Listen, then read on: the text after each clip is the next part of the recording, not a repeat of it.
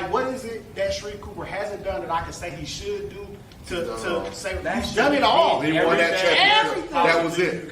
Everything. He's done everything. He's scored a lot of assists. The only thing that can cap off his career is becoming Mr. Basketball. So why is it that when I watch Juwan Odom, did I feel like he's the best player?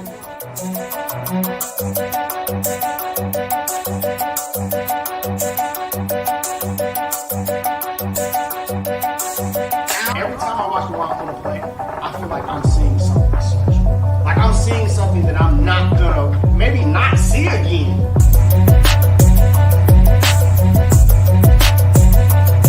I said that for a long time. BJ Boston was my favorite high school player in Georgia. I don't get that feeling that I'm seeing something I'll never see again.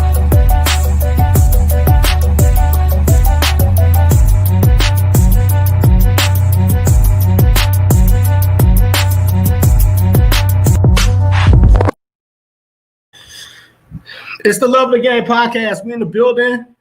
Y'all know what time it is. It's Thursday night. I don't care that the NFL is on TV. Are they on TV? They are on TV. You know, you just don't watch it anyway, so it doesn't matter to you. Yeah, I'm not watching that shit. Is Colin Kaepernick in the NFL yet? He is not.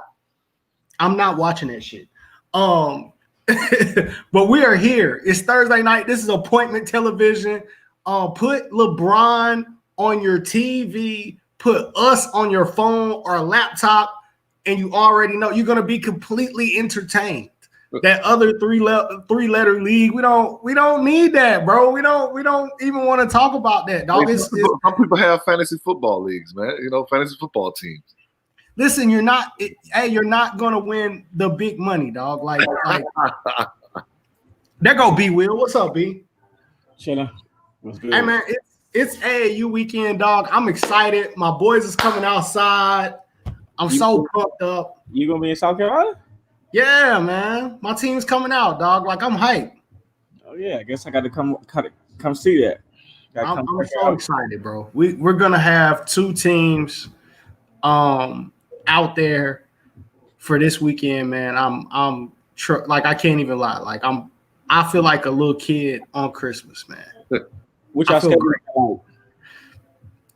Oh man, they gave us a killer schedule, bro. Like we got they gave us Team Trez.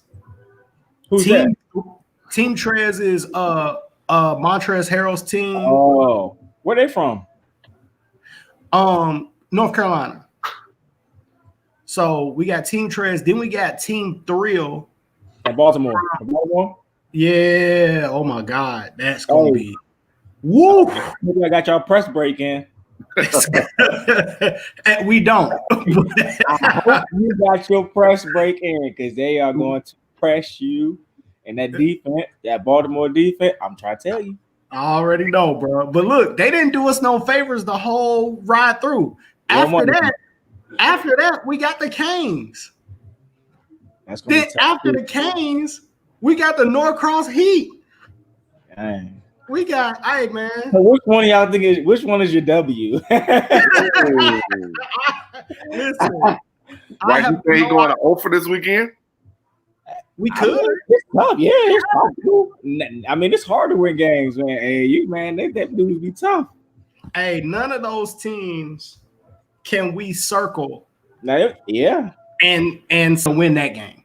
We can't do that. None of those teams. I think the best thing to do is try to win the first game, and at least you got the monkey off your back. Hey, man, we just gonna play. I'm just excited.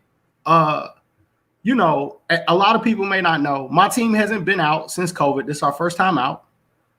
I'm looking at the numbers, the COVID numbers. Everything is in a green status. The states are looking good. We're not at 0, but I feel good about the timing that we selected to play. I have people upset with me about that, but we made our decision, and I'm comfortable with it, and I feel good about it. I feel good about this weekend. True leadership is not about when people agreeing with the decision. It's making a decision and standing behind it. They definitely don't. I feel like I researched a lot. We made a decision. We stood on it.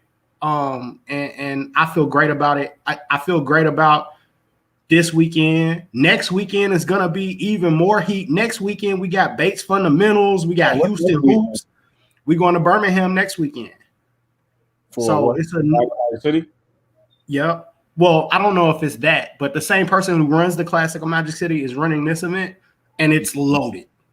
Like it's a loaded event. So we might be the next 2 weeks. It's a possibility we could go 0 for 8. But who is not excited about the opportunity to play teams that good where you feel like shit, we the underdog in every game? Sometimes you catch teams sleeping, and they don't play hard, and you beat them. You know, I'm excited about it. I feel like no matter what happens, the one thing that I know is going to happen is that we're going to get better. Right. That happens on any level. That happens on Yeah. high school, happens on AAU, happens in college, in a regular season NBA. It happens then too. Yeah. Sometimes it happens in game one of series too. Yep. Hey man, listen. I just can't wait. I'm like a kid in the candy store, man. I don't know that everybody in our organization feels as great as I do when they saw that schedule. But I feel like it's gonna be a tremendous learning experience for our kids. Just a tremendous, like if you come to me, I've always told kids, and I had a parent, I'll never forget this. I had a parent laugh in my face at the gym during our tryouts when I told them, you come to Man Up to play against great competition. We don't like playing scrubs. So you come here because you want to go play against all the big teams. Why was that funny? I think because people don't believe in what we do. I mean, isn't AAU supposed to be for the exposure? And you only get exposure if you're playing in the right events, right? Versus the right teams. I'm just saying. Let's talk about it, because it's a whole lot of guys that duck and that try to massage their schedule to get a certain amount of wins, and we just don't do any of that. We don't believe in none of that, bro. We don't do that. And so I saw the schedule and I got excited. I wish we played 2 games on Saturday. We played one on Friday, one on Saturday, and then 2 games on Sunday. I wish our schedule was a little different.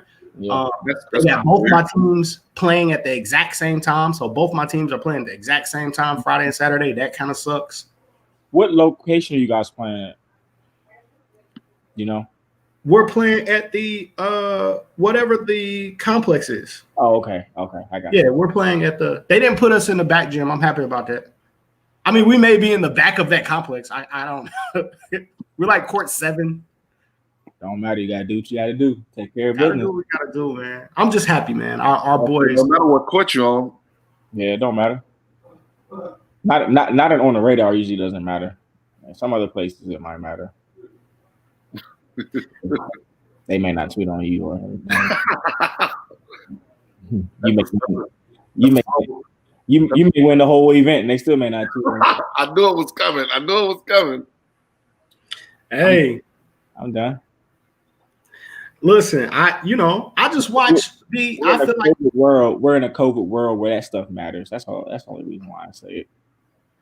I feel like I watched you guys battle through, and look at how your team's playing, bro. Like I've seen you do that multiple summers, man. Take some hits early. Yeah.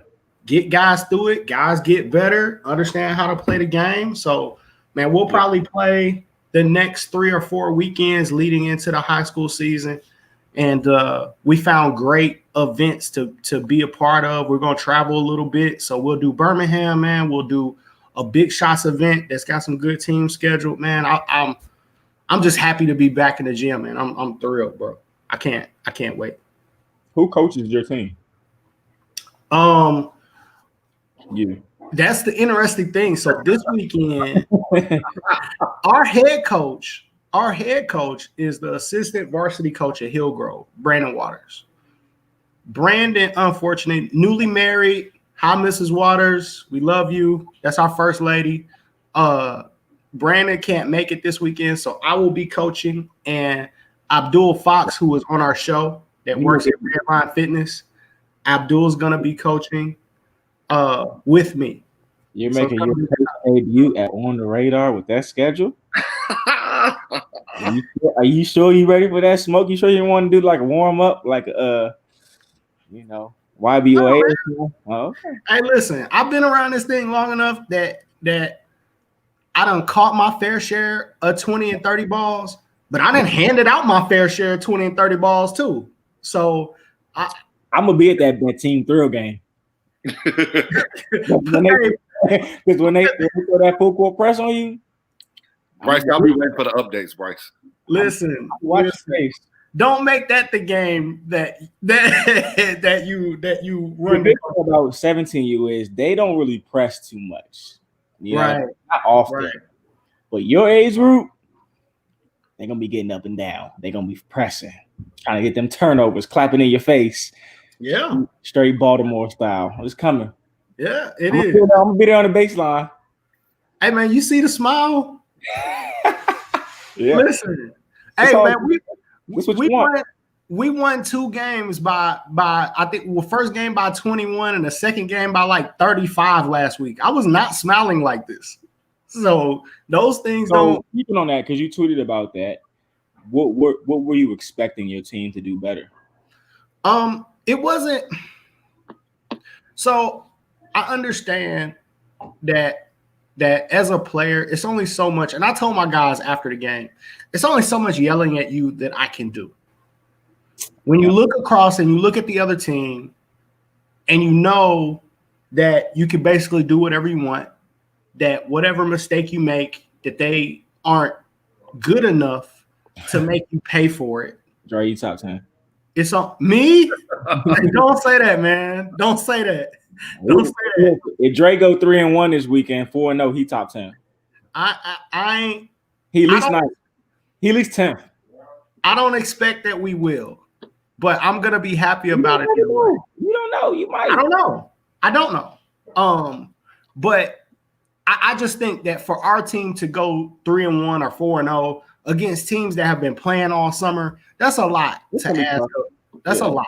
But I'm okay either way. But last week, I told them there's only so much that I can yell at them about stuff like that because I understand. No matter what, when you look across at somebody and you know that, you know what I mean, you can kind of do whatever you want. It's hard to play a good, clean game when you know that's the case. But have some standards and values, man. When you have those situations of what you're playing for and get them some goals they got to reach. And if they don't reach those goals, then I don't care who you playing. It doesn't matter who you playing.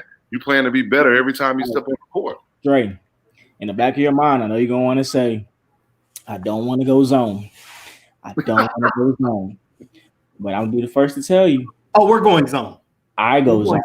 And I save, and I use the 2-3, and I save my legs. And towards the end of the game, that's when I we go man. So, people can tweet all you want about AAU and playing zone. When you got 6'10" on the other side and 6'8", and you ain't big enough, guess what? We're going zone. Oh, we're definitely playing zone, bro. So just keep that in your back pocket. You know what I mean? I'll announce it now. You're gonna see zone. You're playing man up. You're gonna see zone. That man up is a name for this weekend. You're gonna see zone. But I'm just excited, man. I did learn a lot though from posting that. All the coaches that responded, like I learned a lot in that thread, man, of how to deal with my guys, man. So it was great. But I feel like it's easier to coach them even in a loss against great competition because they put you in situations where you learn so much, man. When they throw stuff at you that either you're not prepared for or they make you realize that you didn't prepare your team for something.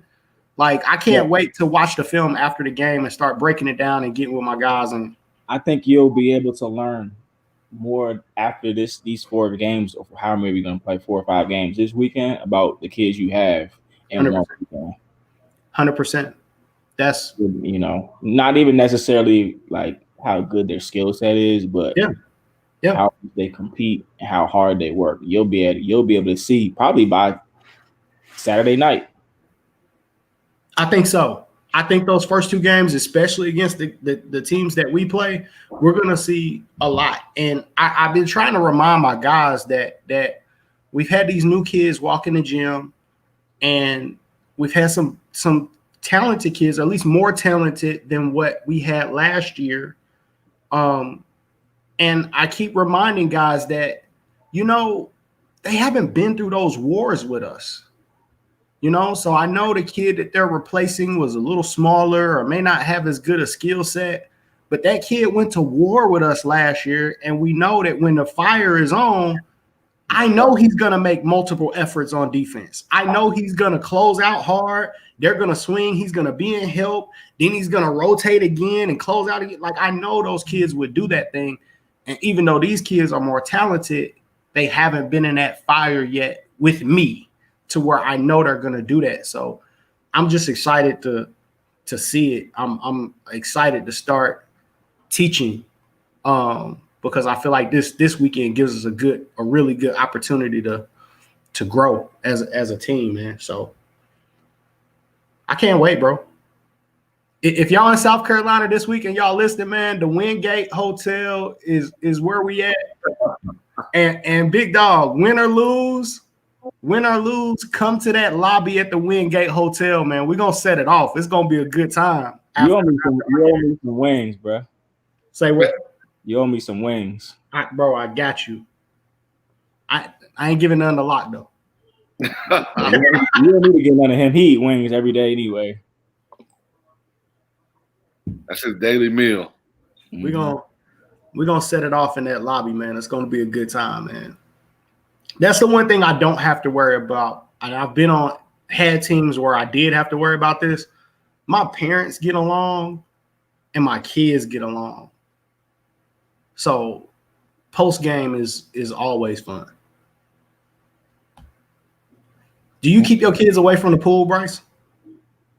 17-year-olds, I ain't worried about the pool. They got other things going on. You got to do room checks at night with your kids? Nah, I'm not a college coach. I'm not responsible for your child. Your parent is responsible for you. But I mean, 17-year-olds, the kids I got are pretty responsible. But I mean, they'll hang out. You know what I mean? If it's somewhere to go, they might Uber somewhere or something. And hopefully you got some rest and you ready to play the next day. You just stay in your room and watch game film, huh, Bryce? Nah, I don't watch game film, especially if I lose. No? Nah. Why not? I usually just go to sleep or something. Especially if it's the team I'm supposed to beat or I should have beat. I probably just go in my room and watch the game or something. Lakers or something like that. Hey, Huff, what do you do after y'all lose, man? I'm dissecting. High school different than AAU though, because you got one. You know what I mean? Like, I might take a couple hours off, and then 4 o'clock I'm coming back, something like that. Hey, Huff, why your dog only bark when you're about to talk? No idea. That dog. No idea. Every time you're about to talk, that's the only time your dog bark, bro. What kind of dog do you have? Small dog, man. Don't even worry about it. Hey, bro. Huff, one of them big dudes walking that small dog through you see Huff jogging with the little bitty dog, the collar bigger than the dog, Huff. Nah, not like that now. Not like that. Bryce, you wanna talk your shit about the Lakers? Not yet. We still got a ways to go. You know what I mean? We can't talk his stuff unless I talk mine about we expect it to be here. So, what I will say is, you're up 56-39 right now, and it's going into halftime. I was gonna say what I was gonna say was I've been watching Russell Westbrook for the last couple of games, and this might sound crazy, but I don't think he's very good. I don't think he's as good as we give him credit for. I wasn't the biggest fan of Russell Westbrook like everybody else. I didn't realize it though, because now we see that he can't play off the ball, and he's lost. So when he was in OKC, he was on the ball 95% of the time. 99. 99, right. And wherever else he was, he's always on the ball. Now we see that James Harden's on the ball or somebody else, and he's struggling. So his skill set is being exposed, in my opinion. He can't shoot the ball very well from the three. He's athletic, but I mean, there's tons of people that are athletic. Am I right or wrong? Hey, according to the comments, you're 100% right. I just didn't notice it. Like I've been watching. Nothing has changed about him except he's gotten older. But I'll be quiet. No, I think he's the same player he's always been. But I think because he's not on the ball, he's struggling to play off the ball, struggling to be a combo guard. And the reason why Houston is losing is because he can't consistently knock down a jumper. He can't go get his own rebound now, can he? Oh, I'm sorry. I'm sorry. I'm sorry. I had no idea that we were about to shit on Russell Westbrook for a whole show. I had no idea that was about to happen. I don't even think I'm shitting on him. I think it's just something that I noticed this last week. Like, wow, like he really can't play off the ball. And because he can't, he's lost. Like he even said it himself. I'm lost. I'm running around. I don't know what to do. It didn't help he was hurt either. And so I actually think he was better. They were better without him. Well, I'm talking about him though. The team I think was better with him. What does him being hurt have to do with his IQ? And then he said he had a high IQ. No, I mean, you would just assume that where he's played and who he's played with, that he had that stuff. And I'm starting to think he never did. Wow. So like the difference between him and Chris Middleton coming off the screen is Chris Middleton can knock the shot down. Now, yes, Russell Westbrook is super athletic, super strong. But I mean, you can't live off that. You can't win off that. Eric Gordon is Houston's second best player. Is that true? Yes. Or Covington. Robert Covington greater than Russell. Holy shit. I'm not saying that they're better, but they're more productive. And like a great word right there, productive. Robert Covington does way more than Russell Westbrook. Let me ask this. Who is more one-sided in their approach, or who is more of a one-trick pony? Since we're kind of saying that Westbrook, I can't say we. You guys are kind of saying that Russell Westbrook is a one-trick pony. Who's more of a one-trick pony, him or D'Antoni? They both. Is it D'Antoni's inability to utilize Westbrook, or is it Westbrook's inability to play with an IQ? I think it's a little bit of both. I think it's a little bit of both. And I think that Russell, like I said, I think Russell's he's struggling because he's not a set shooter, and all of his moves come off the bounce, off the dribble. They're all athletic plays. And to me, in my opinion, he's kind of in the way of James Harden. He's kind of in the way because if you have Eric Gordon on one side who can shoot the lights out, and you have another guy on the other side who's inconsistent, I'm leaving Russell Westbrook open all day. Shoot it, please. By all means, shoot the ball. By all means, shoot the ball. I don't think it's fully the system. I think it's him. It's not his game. It's not a good fit for him. Like,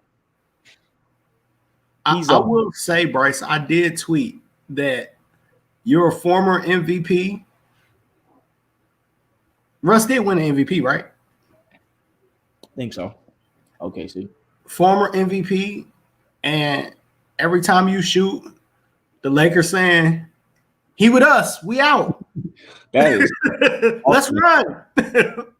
And they're not leaving the paint on that dude. And then if you watch him in transition, he throws the ball away like a 15-year-old. I can't argue with the breakdown, Bryce. I can't. I mean, listen, I'm not trying to be on nobody's Sports Center, nobody highlights for this. I just have been watching, and I'm like, wow, where have we been his whole career? Bryce, this is why you top 10. Not only that, down like this. That's why you top 10. Not only that, from the discussions I've had over the past week, he didn't even win in UCLA, right? He didn't win. They went to the Final Four. That was about it. They were loaded though, so it wasn't really on him, right? Remember, he wasn't just all that in college. Now, got to remember that he wasn't all that in college. Durant left for a reason. I think Russell is he's got to have the ball in his hands, otherwise he doesn't know what to do, and like he can't come off those double screens. He can't do that stuff. He doesn't feel comfortable with it. It's almost like a 17, 16-year-old kid who's trying to develop their game, like except he's in the NBA. He's compared this man to a 15, 16, and 17-year-old AAU kid a lot. Let me ask this question. Why is it after all of this time in the NBA, and we've seen guys develop jump shots in the NBA, speaking of developing a jump shot, Rondo hitting jumper. Rondo, but here's the thing. Rondo ain't hit this many jumpers since he was in high school. For some reason, shout out to Eastern High School, by the way. Shout out to Eastern. It's like people forgot how good Rondo was, though. Like, thanks. Rondo is really good. He's always been really good. It's no different. Facts. I started an argument that was a Louisville only argument, and we'll get back to this Westbrook thing. But I ask, is Rondo the best player to ever come out of the city of Louisville? People got to understand that Allen Houston, Derek Anderson, Daryl Griffin, is Rondo still the best player? Wes Unseld, is Rondo the best player to ever come out? Negative. He's not better than Wes Unseld. Rex Chapman. He ain't better than Wes Unseld. Rex Chapman, Kentucky guy. He's not technically low. He's not better than Wes Unseld. No, he's not. Scott, if he wins another ring. Because you win a ring don't mean you better than the person. It just means you happen to be on the right team. Rondo was an integral part, though. It's not like he was I'm just not saying he wasn't, but that don't mean he better than Wes Unseld just because he get another ring. Okay. That's like saying Robert Horry is better than Karl Malone because he got more rings than him. I'm just asking the question. I can't go back to I know Wes Unseld was an animal from the clips that I've seen, but I've never been able to watch a whole game. So I don't know. Well, you better go watch one. Hey, Malik is telling me be quiet. They're telling you to stop it with this. Hey, stuff. listen. I pay attention to my elders, dog. I don't disrespect. Y'all tell me Wes was better. I'm with it. Hey man, they all chiming in. Well, okay, cool. I gotta ask the question though, because sneaky, Rondo's been in the league and been very playoff. Rondo always makes an appearance. The player that Houston really needs was getting coronavirus tested. Huh? COVID-19. I know. When he really didn't need one. That's the player that he need because he can shoot the corner three, shoot the wing, knock down the three, and he can guard. Oh man. Hey man. Hey, so we're gonna talk about this now. That was a setup, dog. That was a setup. I threw you the live this time. Hey, Rondo, yes, playoff Rondo is legit. 21 assist game against Golden State. Yeah. Rondo's an amazing basketball player. One of the highest IQ guys that I've ever met. He's legit. He's just not better than Wes Unseld. I can't argue that. Wes Unseld Bullets, right? He did play for the Bullets. You should know this. I know that was. I actually knew the answer to the question, but I just wanted to present that as a point of emphasis. Y'all should go back to the Bullets. Don't spend a lot. Don't spend a lot of time on that though. You had more success as the Bullets, maybe. I think. Nah, Juwan Howard, Chris Webber. Y'all had Gugliotta too. Did y'all have Gugliotta? Wow. I think we had- Hey, you see how Huff be trying to sneak this, dog? Huff be trying to sneak this, dog. Don't let him do that, Bryce. I think we had way more success with John Wall and Bradley Beal. You're tripping. Or Gilbert Arenas. We had Gilbert Arenas. You talking about Agent Zero, Antoine Jameson? Hey, didn't Gilbert miss those free throws? Yeah, he did. But Hey, Gilbert Arenas was tough. Hey, can we talk about the fact that Bron walked up to Gilbert Arenas, tapped him on his chest, and said, "If you miss this shot, y'all going home." He missed. That's young Bron too. He missed, and Bron gets a layup Off a curl to win the game, bro. I remember watching that. That might have been the downfall of Gilbert Arenas. That started the downfall. Probably. And then injuries happened, and he started bringing guns in the locker room. I was about to say it was more than just injuries. Hey, so everybody knows who you were talking about with your silent shot, Bryce. That House not playing, House career might be done. Is this the end? I hope this is the end of his career, bro. Career ain't gonna be done. So for the people who don't know, how do we explain what just happened with Daniel House? Are we gonna try to explain this in a? I mean, this is a podcast. Technically, we can explain this however we choose to. Huff. I'm not going there.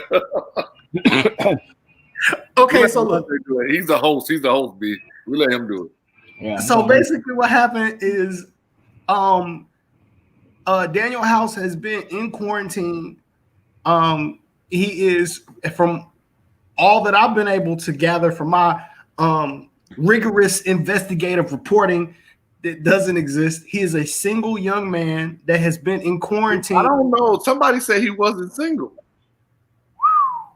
He is. I didn't snitch. That was Huff. That's Huff out here dry snitching. If y'all get that, somebody said. I didn't say. I said. He is now. You still dry snitching though, Huff. He has been on quarantine for like 6 or 7 weeks, and he just so happened to meet a young lady that he may have been interested in the bubble, and she may or may not have been in his room. And hold on, that's not what happened. Is it? What happened? That's what I thought happened. I thought he went and he invited one of the COVID nurses in his room. Yes. Okay. Well, that was the young lady inside the bubble that I was referring to. My bad. It was one of the COVID testers. Look, this is exactly what happened. Look, he'd been in the bubble too long, trying to get a quick one. He probably did, not trying. Yeah. Well, I'm guessing she didn't have COVID. Don't be so sure of that. So I mean, you're a COVID tester, right? Yeah, true. He was a COVID but so the issue He is definitely didn't want to win. He definitely didn't want to win the series. And if that's the case, he put it all on the line for that. He risked it all, bro. He literally risked it all. I want to know what this young lady looks like because She's probably bad. He literally risked it all. I've seen some fine nurses, so maybe they should have some ugly ones in there just to not be tempted. If she was in the bubble, ain't she safe? The issue is. Here's the question: do you think the nurse was in a relationship? As you said, Bryce, she's not anymore. now we talking. Hey, if my girl is a nurse and she go to NBA bubble, all bets is off. You gotta break up with her, bro. Yeah, so you gotta break up with her. It's over. Hey, what that? Cut your losses. Hey, what that song say? Drake say he sing quite something. You know. Yeah, the intro. I know you're talking about. Hey, that's like going to your girl house and she owns a pair of NBA socks. You gotta break up. NBA socks. Immediately, bro. Hey, when's the last time y'all tried to break up? No. Don't ask that question. Have y'all ever tried to break up with a girl? What's the point of doing that? Bryce, you never break up with a girl? You've never broken up with a girl before? I'm just saying, what's the point of doing it? You have to do that. Just live your life. Hey, that's an interesting point because it is impossible.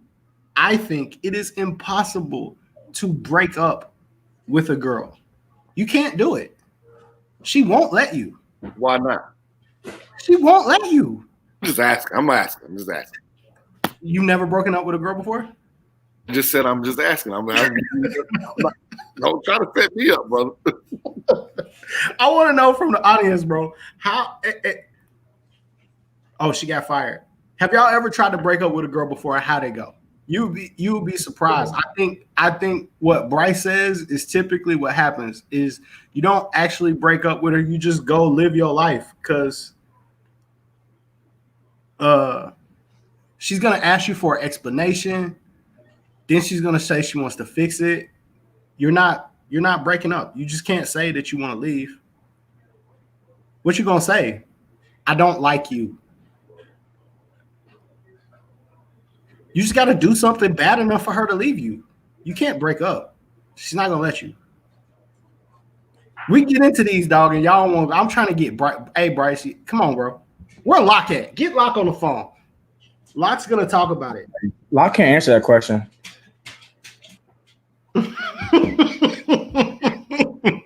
Now dry snitching.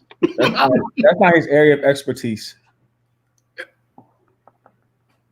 I want to know. I'm not gonna say what his area of expertise is online. That ain't none of my business.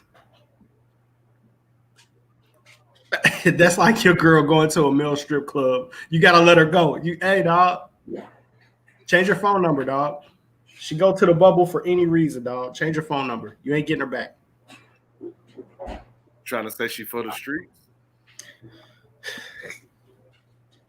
Hey, would you be mad? Hey, Bryce, let me ask this. Would it matter which NBA player that you felt like she was with? Here's the thing. If she decides she want to be with somebody who got that dough, you just cut me in, bro. Just help me get me the NBA job or something. At least help me out on the way out the door. That's what I'm saying. Bryce, you thinking like how I'm thinking. I think I'm gonna be more upset. At least let me become a NBA trainer or something. Help me. Let me tape somebody's ankles or something. If you messing with a rookie that might not stick in the league, or you messing with somebody that's on the bench, ain't even really playing, like I might be more upset than if. Here's the thing, though. Most of the time, you try to slide with LeBron or something. Most of the time, girls are messing with the rookies. They're not getting to the vets because the vets usually married, right? Huff.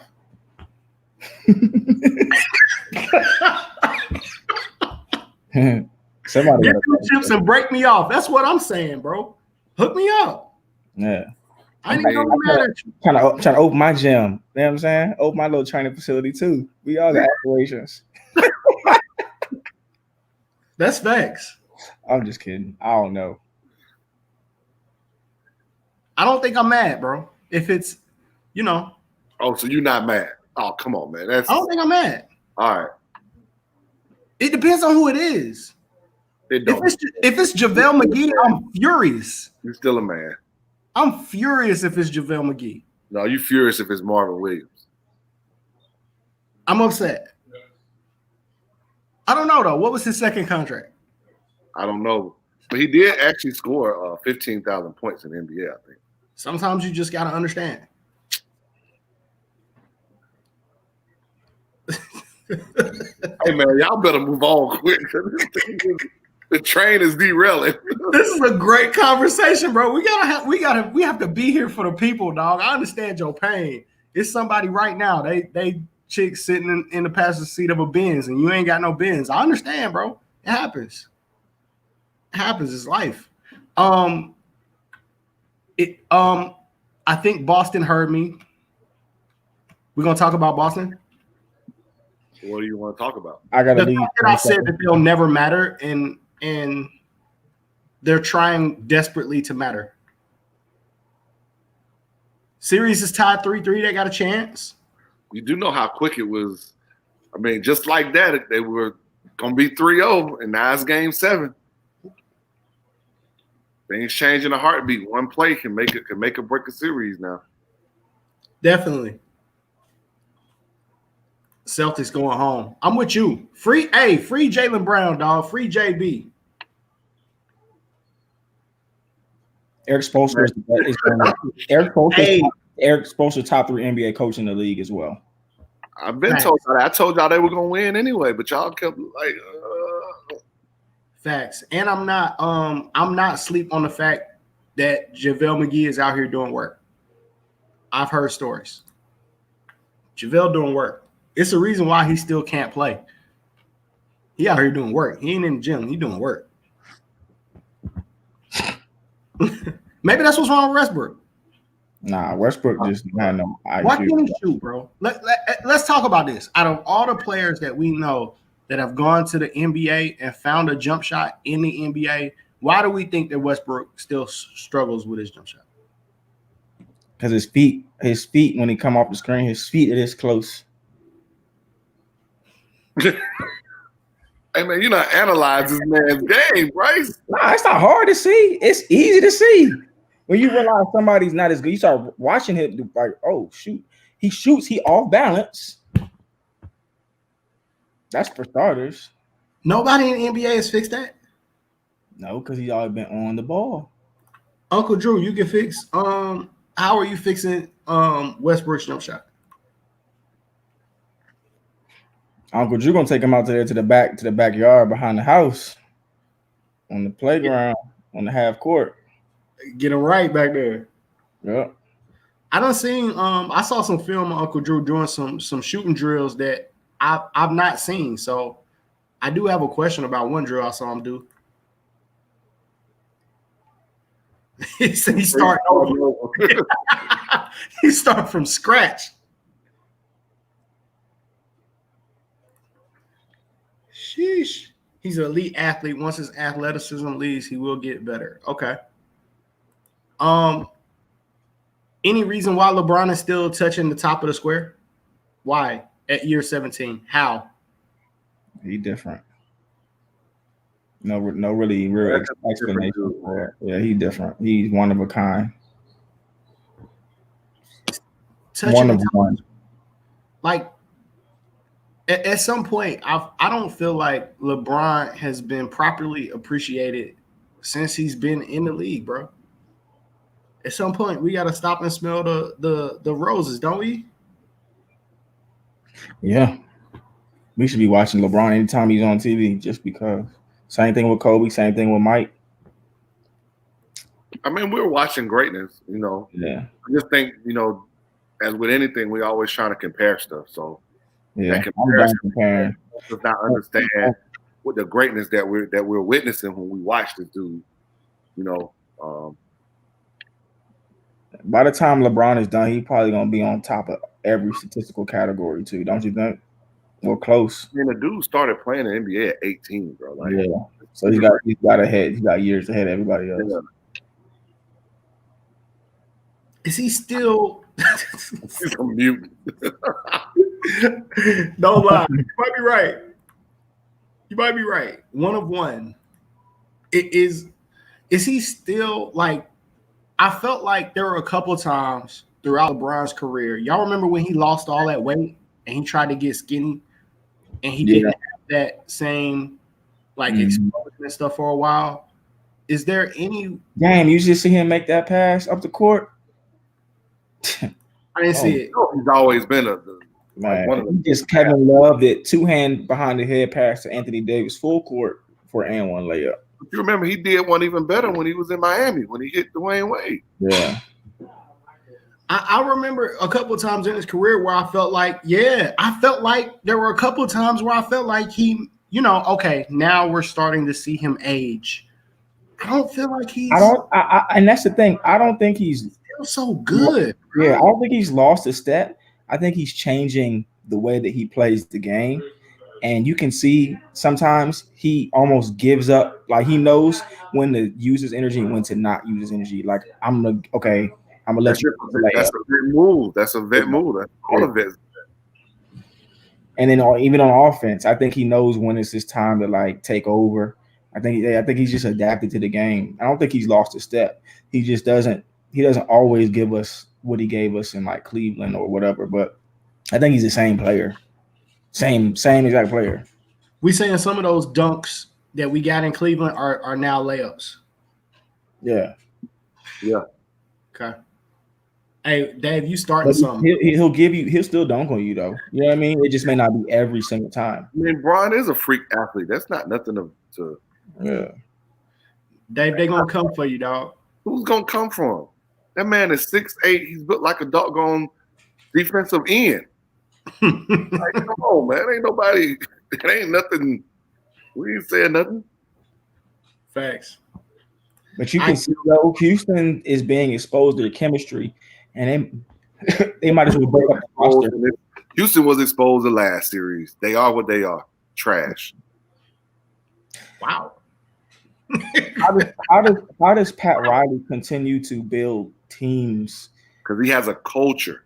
They have a culture of how they do things. They're one of the few teams that really practice in the NBA. They're one of the teams that do the body fat. You got to have a certain body fat to play for them.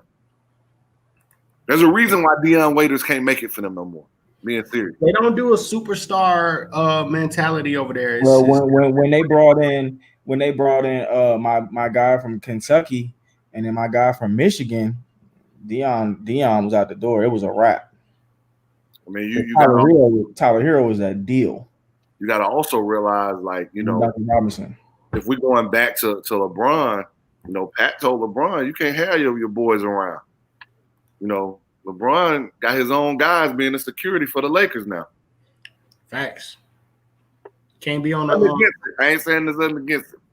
Bro said, hey, they own Houston, bro. Houston plays like a lot of these AAU teams. They are on Houston, bro. What AAU team does Houston play like? Man, Houston. Yes, call them out. Name them. What AAU team? You want to bring it up? Which one? Yeah.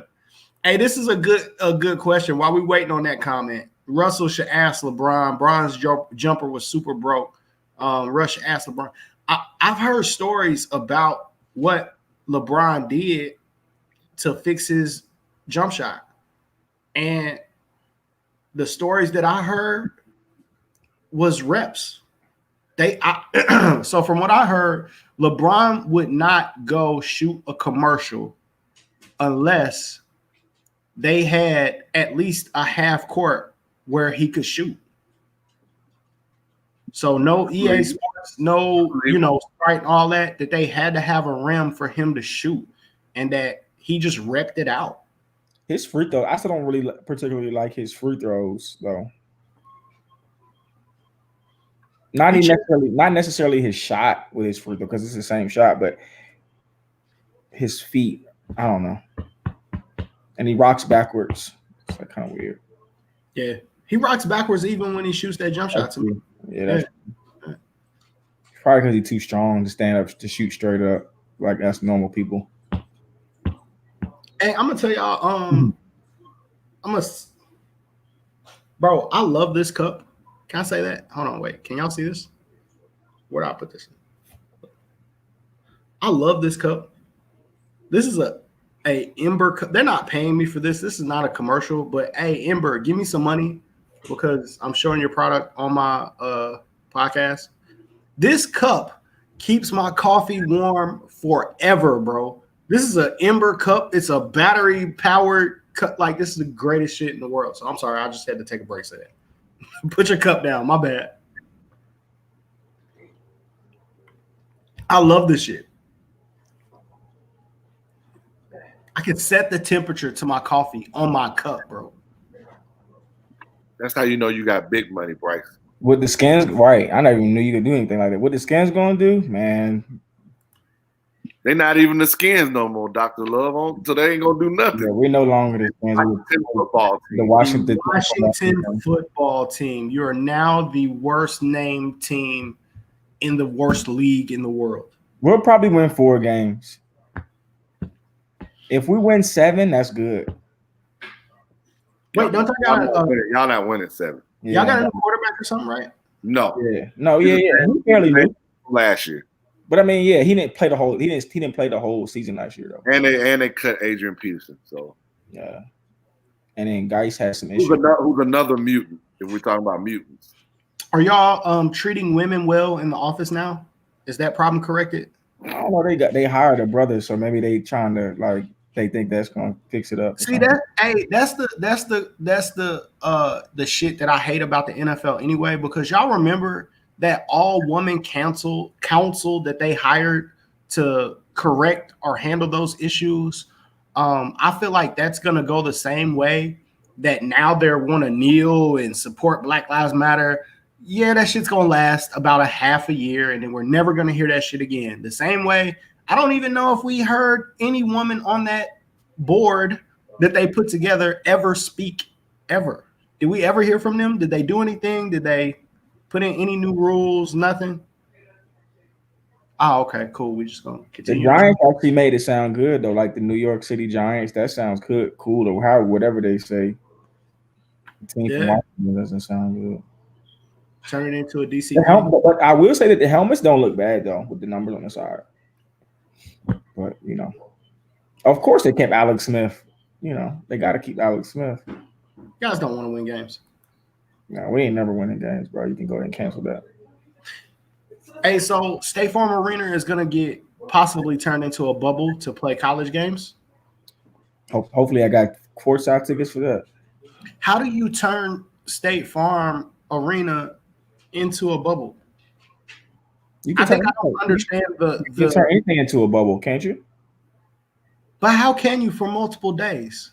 There's no hotel connected to. Yes, it is. Plenty of hotels connected to a State Farm Arena. Yeah, the Omni right upstairs. Yeah. Wait, it's connected to State Farm Arena? Yeah. So you can walk through the. You can walk connected to the State Farm. All you gotta do, you might have to walk outside. You have to walk outside. There's a hotel right inside of the State Farm Center. You walk right out the doors to the lobby, go to the food court. It's a hotel right there. That's right. Yeah. Okay. Stay in there. Or, I mean, yeah, they could have walked across the street, and there's 2 or 3 hotels across the street. We got to shout out to Atlanta. Atlanta remains the best basketball place on the planet. Shout out to Chris Williams for what he's doing. That Hoops Given is gonna have a college bubble. And at first, they were talking about I don't know what Danny Green is doing besides missing layups. I was calling the kid yesterday in practice Danny Green. He was getting so mad.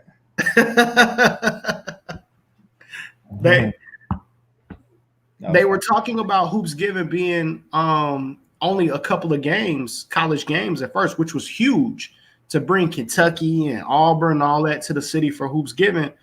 Now they're talking about Hoops Given being like 10 games, 15 games. As it should be. But I mean, you see that they've now seen the TBT and the NBA. They've had other models come before them. They should be able to pull it off. I'm okay with bubble basketball, man. I think it's been proven, like you said, it's been proven that it works, and you can keep people corona free with it. I mean, yeah. I mean, college kids they can't really roam around too much anyway. They gotta, they kind of gotta stay with their team. So they should be fine as long as they find a hotel to host. I think it's dope. Happen. And it actually will probably be really good to watch, just like the NBA bubble is. It might be better. I would love to see a high school basketball bubble. I would love to see like 30 teams, something like that in a bubble, just going at it, dog. 30 great, like that would be great. No ducking. You got the facilities to do it. I agree. Kind of. I don't know where they would stay, but you got the. If we had to submit 5 teams from Georgia, if we only submit 5 teams from Georgia to a high school national bubble, what 5 teams we think we national meaning like they play IMG and Sierra. No preps, high school, straight high school. Who answered that question? Your DC folks can come though, because that's high school. It's private, but it's high school, even though they treat it like. I mean, yeah, any team in the WCAC, the Mather, they'll be. You got to put them on there. Gonzaga. I like those 3: Wheeler, Milton, Grayson. Pace, that's 4. We almost up to 5. Anybody disagree with any of those? Huff is gonna say the 5 champions that won. No, I'm not. I was gonna say Sandy Creek too. 5 state champions. No, because all state champions. Some of them graduated people. Wheeler, Milton, Grayson, Pace, Sandy Creek. Are we saying that that's our 5 that we would send to the high school bubble? I mean, probably. I mean, Norcross did pick up a couple. So no Kel, no Tri-Cities.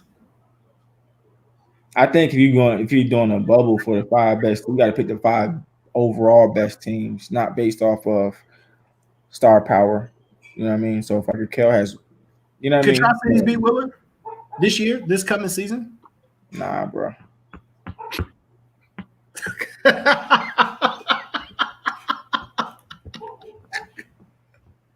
Not gonna be able to do it. What about Pebblebrook? Pebblebrook could be one, yeah, for sure. Andy got Kel in it. I would love to see a mini bubble Georgia play-in tournament for a national bubble. That would be dope. It'd be interesting. Battle it out, man. 20 teams. Battle it out for a chance for the national bubble. I'm hearing that college basketball may do a all-in NCAA tournament in the bubble. That's too many teams. No, they said no, that's a negative. Yeah, that's a negative. I would love to see it, bro. That would be cool, but it wouldn't work. So I shouldn't say this. That would be harder to pull off. Hey, talk that shit. What are we talking about? Well, some coach can keep because I think nobody should get fired. Nobody get fired. Yes, sir. Let's go, huh? I mean, so we can say, "Oh, we had an NCAA appearance." Yeah, okay. Okay. No, that don't count if everybody go. Come on. No, they gonna put it on there. You can't hang that banner if everybody wins. Nah, they'll put it on there. They do. I bet you they do. I don't think you can maintain your COVID protocols with that many teams, though. That wouldn't work. Could they do it at like the Georgia Dome? Have 2 games going at once, maybe? I mean, no more, man. What are you talking about, man? I'm at the Mercedes-Benz, bro. Y'all know what we talking about. Man, I haven't been there. Y'all been there? Y'all been to the Mercedes-Benz? Yeah. Yeah. You need to go. Nice stadium, man. Very nice. Yes. Very nice. Very nice. I was going to try to go see the soccer team, and then I saw how much those tickets cost, and I was like, nah, I don't even know nothing about soccer to be paying. I heard it's experience, though. It's the experience, though. I can't pay $150 to go watch a game that I don't understand. Man, I want to learn and I want to support, but I couldn't pay. Like, I got a family of 4, bro. I can't do that. Somebody meanwhile, you was pulling up to the studio with new J's on every weekend. Oh, talk that talk, Bryce. Oh, okay. You know what? I feel like that was a 1 shoe purchase. That's 1 ticket. How am I gonna get the rest of my kids in? But if you had saved that money, I'd rather get the J's. You're right. I'd rather get the J's. Hey man, I got some Nike stock. So maybe if Nike keeps rewarding me and with good stock prices, then maybe then I can afford to take my kids to Atlanta United. No, you should have had that other stock that split. This is what they should do. They should. I got in on the split. You got in on the split. Yes, I did. Hey, you might get on PN Gaming. I got in early. It's about up to $60 now. It was at 20 during early in the pandemic. Now sports are back. That's all I'm saying. I'm getting toasted on Tesla though. NCAA bubble at the Congress Center. That would be dope. They should do 4 teams out of each conference, and then do it. Well, I think if they were going to do it, it was going to be like somebody got by. I can't remember how they did it, but I was like, wow, I really think they're doing it. I would love to see it, man. Let's ask this question. Do we even need bubbles anymore? I mean, high school football is going on. It looks like high school basketball is going. We just had a full AAU season. Do we need bubbles, or should it just be open and we should be back to not seeing some of these teams that have been quarantined? Nah, I think you need a bubble until January at least. Have you not seen some of these football teams that's been quarantined? I've seen a lot of rescheduled football games. I've seen a lot of, hey, we're not playing them anymore. We found a new game. We're gonna be playing this person. Yeah, because that team got quarantined because they had COVID. How does that, Huff? I don't know anything about how this works. How does it help me understand? Okay, I'll just talk about what I saw. Marietta was supposed to play like Colquitt County or something. I think Colquitt is really good. They didn't play them because Colquitt couldn't come. I'm assuming due to COVID. So they played Wheeler instead. How does that work with your schedule? Like, how did Wheeler? You're just calling schools to see who got an open date at this point? What's happening right now? Yeah, they might have lost a game too. So you finding somebody that lost a game due to COVID with somebody else, because you got to realize if somebody on that team gets COVID, that quarantines that team for 2 weeks. It quarantines the entire team for 2 weeks. Entire team for 2 weeks. So we could be going into basketball season and a team could be quarantined for 2 weeks. And think about how that impacts basketball. That could be at worst 3 games, maybe 2, but it could be at most 6 games. So let me ask this, Huff. Are guys going to be encouraged to not get tested so that the team doesn't get quarantined? I would hope not. I think that's bad leadership if that's happening. I feel like there's going to be pressure later on in the season of just don't come. Hey, stay home. Well, I think that's already happened in that school. If you have any symptoms, they're telling you to stay home. And then they're trying to do contact tracing to see who you were around the day before.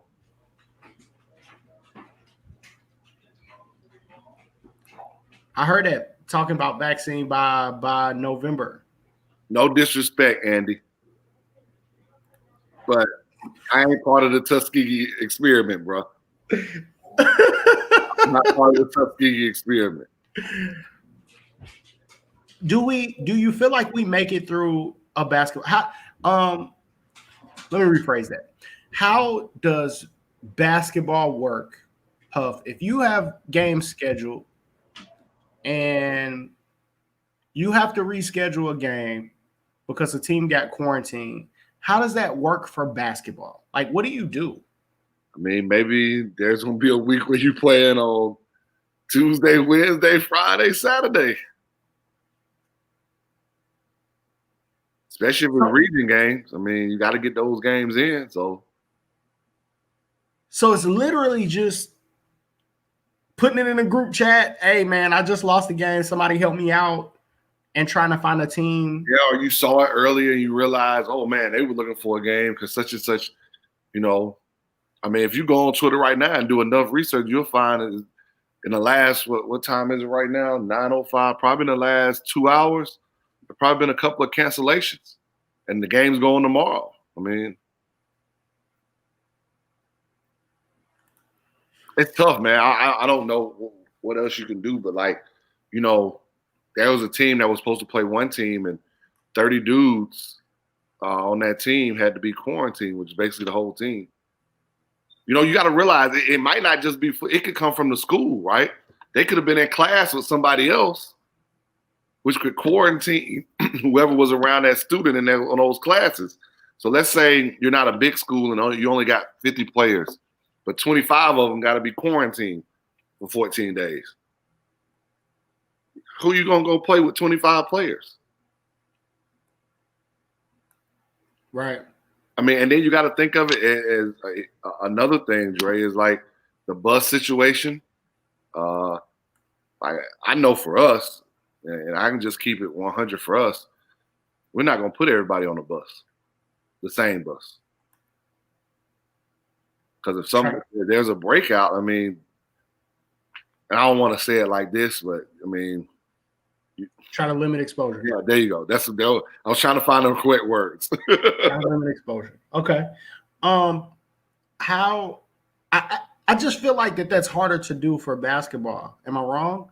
because you guys are playing multiple games in a week? It would definitely be harder, but as another coach and I spoke last week before the holiday, that's why you're going to have to save some, especially some Saturdays late in the year, just in case. And you just pray and hope nothing happens where you don't get caught with 2 weeks where you got to play 4 games in a week going into the region tournament. So a lot of schools that use their gym on Saturday to run like little kid leagues that help your booster club because your feeder program. I mean, like, think about Gwinnett, like middle school basketball. I don't know if they're having GBL, but middle school basketball is not happening in Gwinnett at all. No middle school basketball in Gwinnett. No middle school basketball. They cut middle school athletics. I'll put it on hold for this year. Gotcha. And it's probably because you have to say, like you said, you got to save those Saturdays. You got to have that gym time. I know up here by me, North Paulding would run their junior Wolfpack program on Saturdays at the gym. So you typically have that. I mean, I know Hillgrove does the same thing. All that money going to the booster club for those kids that are playing in that program. Yeah. I mean, it's it's going to hurt budgets, right? I mean, there's a lot that goes into this. When you start talking about a budget of a team or a budget of a school athletic program, like how many fans are you letting into a game? Like, let's keep it 100. Like, there will be tournaments that may not happen this year because the only way those tournaments happen is that when you have fans that can sit in the stands. And I don't mean a limited number. Right. Because for a lot of events, those tickets, those fans pay for the officials. And that's your biggest bill with any tournament is the officials. I guarantee you, and this is going to hurt you more than anything, you ain't having no hospitality rooms and no tournaments this year, big dog. Tough sledding. It's tough sledding. Well, I've been involved with the Lemon Street Classic, and it's tough because they're saying, what are y'all doing with fans? It's going to be hard because they're saying that you can only have up to 30% capacity of the gym. And so how do I tell a fan that came to see the first game? That's my question. So do you let fans in and sweep them out after every game? That's going to be your first question. And now, if you do that, we haven't got the GHSA rules for cleaning for basketball yet. What do you have to clean? Like in between games, we haven't gotten that yet. So, like, what's going to be the time frame that it's going to take to clean that? You got to think about locker rooms. Like, what are you going to do cleaning the locker rooms in between games? Yes. It's going to be a lot of either. Do we actually need to clean the bleachers and all that stuff? You let fans, you might have to. That's going to be tough. Big impacts. But I feel like if football can figure it out, then we have to be able to figure it out. Here's the difference. You're outside in football. Yeah. And it's not just one game in basketball, especially with those preseason tournaments mean so much in basketball. I mean, just not even a tournament. Think about a Friday night where you may have 9th grade girls, 9th grade boys, JV girls, varsity boys. How do you do that? Those are questions that are still going on today. How do you make that work? Yeah. You know, I know some systems are looking at, well, maybe we just play 9th grade games on different days this year. You know, how do middle school, a lot of middle school games like are run at one place and they're just playing back-to-back games with all the teams in that league. Well, no school is letting all those games happen at their place anymore. What is GHSA saying? Have they get no direction so far? Not yet. Not yet. I guess they're waiting to see how football continues to go, huh? I mean, I'm going to be honest. I think I told someone these 2 to 3 weeks, the first 2 to 3 weeks of football are going to determine a lot for us. When did that clock start? Was that last week? Was week 1? Yeah, last week was week 1. And then I thought we had to get through, Labor Day. If it were me, if I was in leadership, I wouldn't have started any school until 2 weeks after Labor Day. Because, I mean, let's be honest, there are a lot of people who beaches were packed. I'll just say that beaches were packed. I think this is a very important comment, man. Like, all these kids just play AAU, very confused. There are a lot of people that are confused by that. I mean, we did, which is why I asked the question: do we just go back to normal and just what do we do? I mean, like, I don't know. I mean, I don't know. I can't even answer that question because you're right. There was AAU played. I don't know if it was right or wrong. I don't know. Like, I don't either. I think the one thing that we won't talk about is I think we all know of a couple of big name kids who contracted COVID. I don't know that how much we have looked at how those kids are playing after. Has there been any impacts? Have they been affected at all? I would love to know, and not from a negative standpoint. I feel like it would bring people hope that to know if some kids had it, they recovered, they're okay, they're not seeing any impacts from it.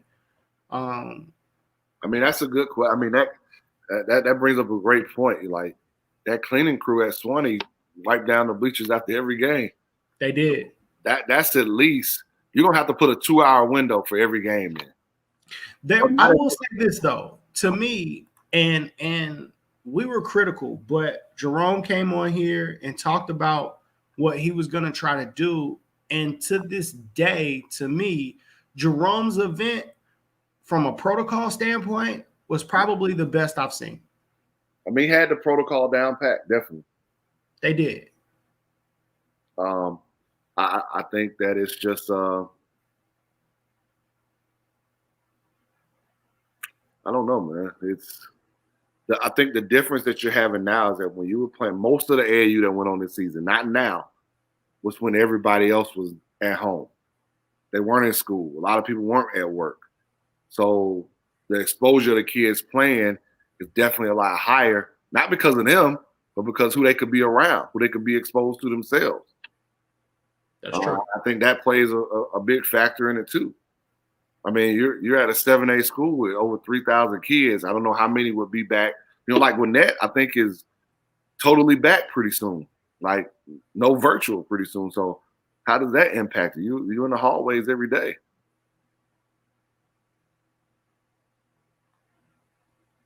Yeah.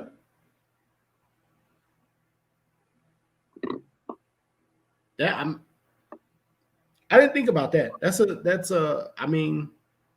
good point, Huff. I think about being at Marietta. It's huge, man. Student population is huge. A lot of kids. Yes, sir. Lots of kids.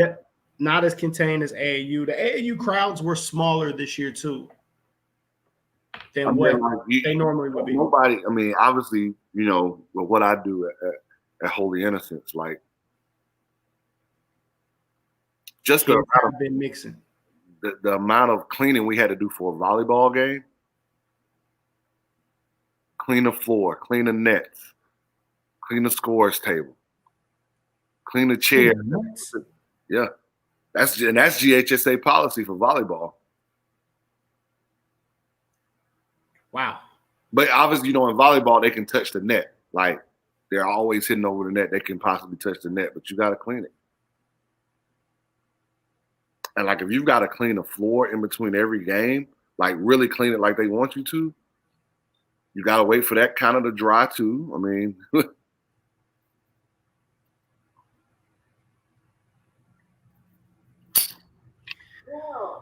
I hope we get it, man. I'm rooting for us to figure it out.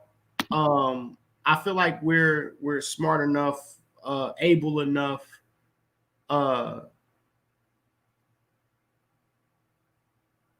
Look at my man. He right.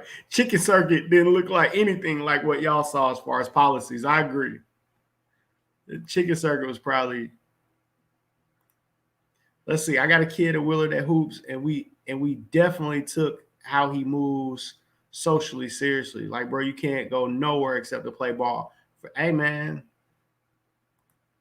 That's kind of how I did with my guys, man.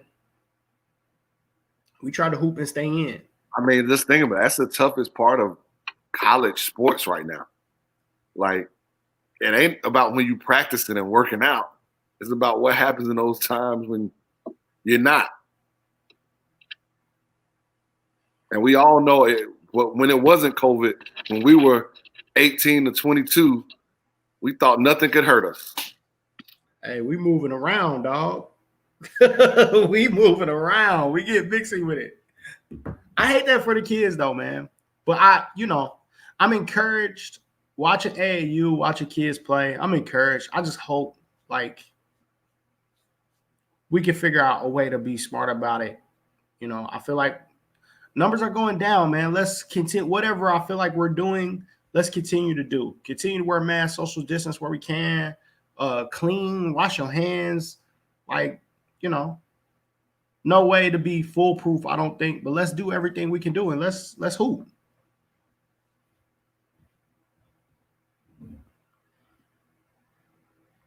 Unless we see a spike, then I'm gonna, as you guys know, I'm gonna feel a whole lot different.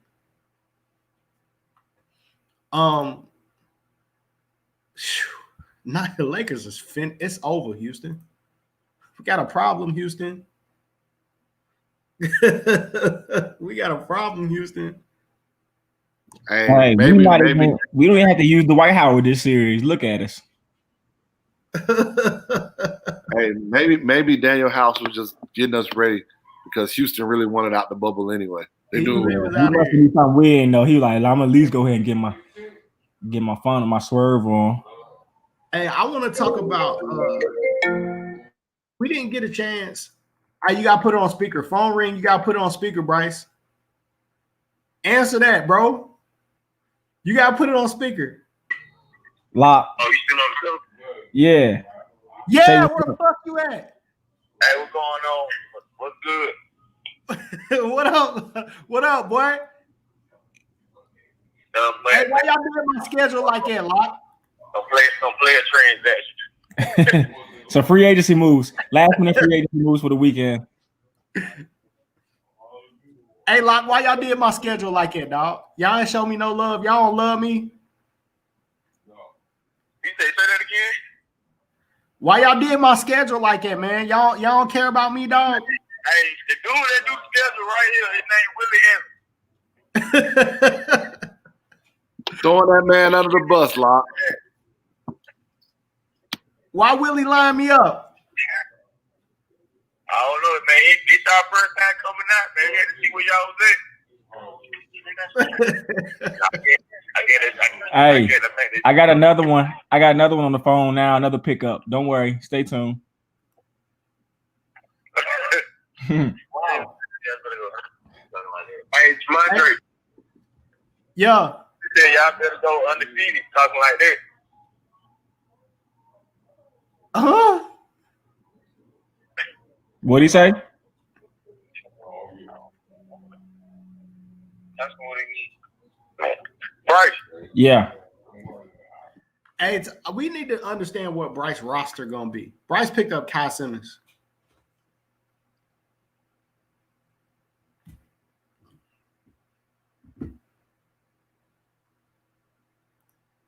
Bryce got a stick.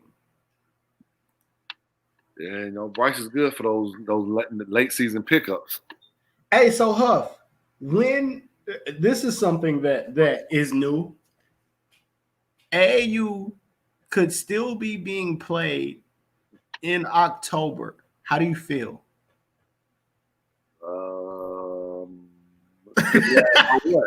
What am I feeling about? When do you want your guys to stop playing? When we start workouts. And when is that? Next week. Are you allowed to start workouts before the official first day of practice? Yeah, you can do 4-on-1s. When do 4-on-1 start? For me, next week. Some people have already started.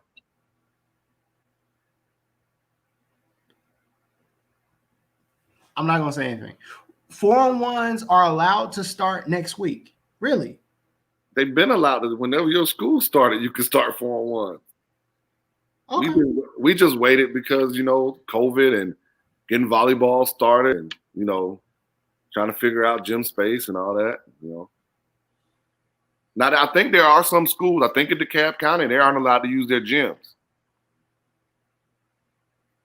Don't quote me on that, but I think I'm right about that. That's gonna be interesting. We always talked about that high school and AAU could bump heads this year, and how do people feel about it? But we never really got to it. But now we get into it. Elite Fall League is happening. Huff, are you in the Elite Fall League? Did you get your invite?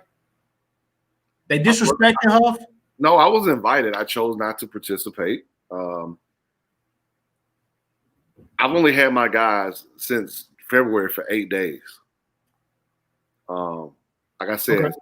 the league starts maybe next week or this weekend. I can't remember which weekend. Maybe this weekend.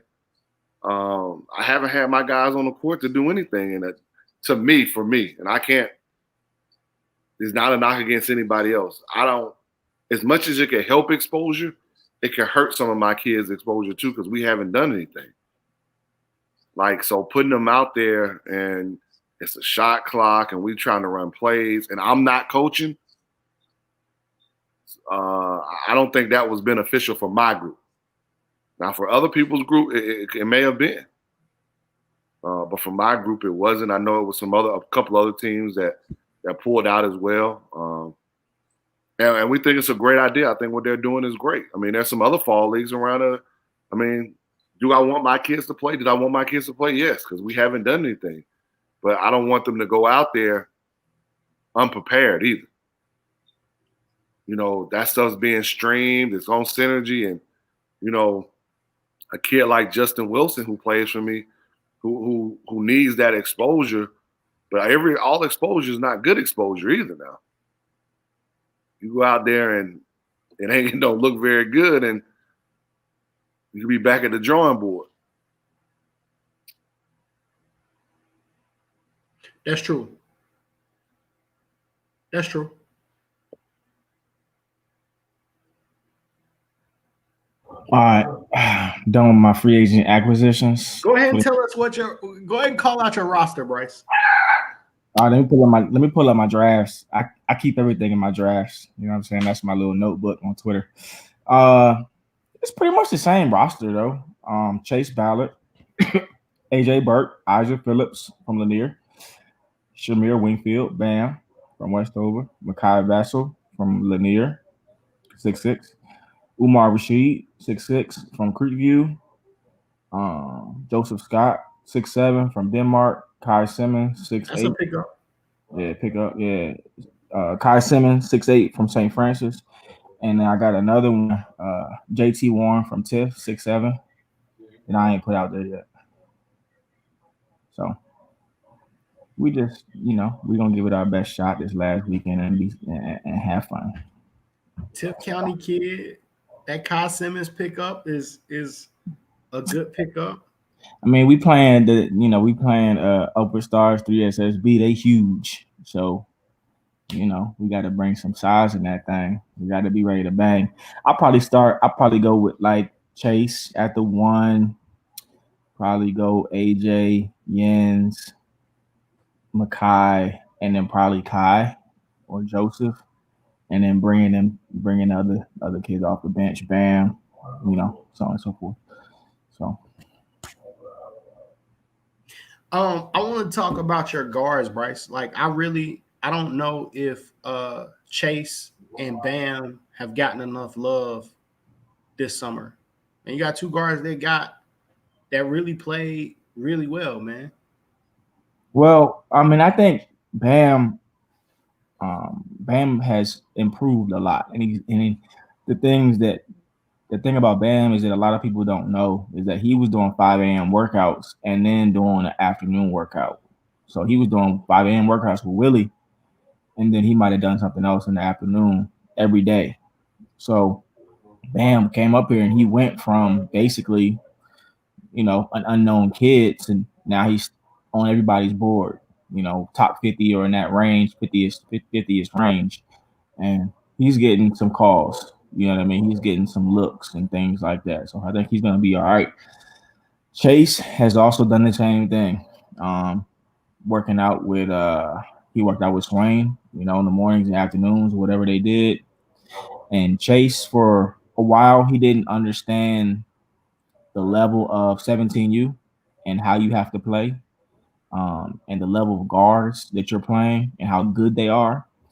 But once he figured it out, and once I let him play and we put the ball in his hands and, built him up to be that guy, he was doing things that a lot of kids can't do. And he's just one of those kids that kind of like, more heart than your height, honestly, because but he gets it done. My favorite player on your team, Bryce. He gets it done. I think if you really have watched us in the last couple of weeks, you're like, whoa, like this kid is doing reverse layups. He's knocking the three down. He's not turning the ball over. And, and he defends. He's playing defense hard. And the thing that I had an issue with was with him in the beginning was, I know that you're not playing as hard as you can. I know that you are going home and you're leaving some left in your tank. You can't fool me. Can't. I've seen it. I know what it looks like when somebody is exhausted and they've given maximum effort and you're not giving it to me. But when he decided and it clicked, like, oh, okay, this is what it looks like. This is how I have to play. I can't turn the ball over in the first couple of minutes. I can't be careless with it. I can't do this. Oh, I got to compete at a high level. I got to play hard. Then you started to see a different Chase. And that was the same thing with a lot of kids I had from the beginning. They didn't play hard. They didn't compete, and they judged people. And we went to Alabama, and we had a horrible loss to a team that, not taking anything away from them, but even the coach was like, man, I don't even know how we won. But the kids that we had were not hungry at the time. They didn't play hard. This is every kid I had. They didn't play hard. They were like, shit, I'm better than them. I'm too good. And they lost. And they lost in front of a lot of people. And it was embarrassing. So from that point on, it changed their mentality. They decided they wanted to listen. They decided they wanted to be coached and so on and so forth. So, but yeah, it's been a learning experience for all those kids, because I told them, I said, for the most part, I've always had unsigned seniors. And unsigned seniors, they are desperate at this point. It's March, April. They're desperate. They got to play hard. They got to box out. They got to rebound because they got to get an offer or they not playing basketball anymore. You guys are 2021 kids. You're rising seniors. You guys aren't desperate. You know what I mean? And that's the same tweet that you had the other day about, and this is one of the discussions I had with him. I said, you guys, to me, aren't desperate enough. You're not hungry enough, because I'm used to having kids that have no offers and only have a couple weekends to prove themselves. So that was my big issue with them. It's like they were too cool. Some of them didn't want to close out. They didn't want to help their teammate out. Just small stuff like that. But it was because they weren't desperate. But when they became hungry and desperate and they wanted to win and they started to like each other, then they started to play better.